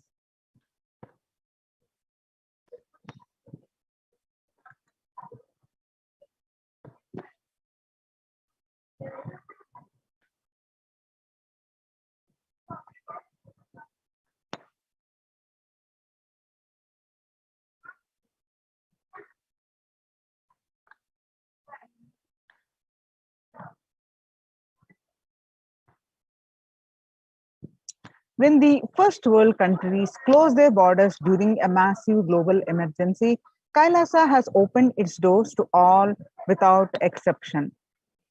The various adhinams across India open are Adi Kailas in Bidadi, Bangalore, Salem, Tirunamalai, Rajapalam, Pattanam, Srirangapadi, Madurai, Avatipalam, Huzur, all from Tamil Nadu, and Puduvai Adhinam from Pondicherry, Baroda Adhinam from Gujarat, and Sripuram Adhinam from Telangana, Hyderabad. Kailasa rushes to aid India as India finds itself on the verge of COVID-19 third wave. The multiple free COVID care centers opened across India, free social services offered during the pandemic in Kailasa's de facto spiritual embassies across India, and various social, along with social services, various spiritual services are also offered, and cosmic revelations on global pandemic. Free social services offered during the pandemic at the Kailasas de facto spiritual embassies across India are medical care, which is allopathy, Ayurvedic and Siddha medicine, infrastructure to accommodate thousands, accommodation for multi-layer quarantine, emergency ambulances, ICU on wheels, personal protective medical equipment, free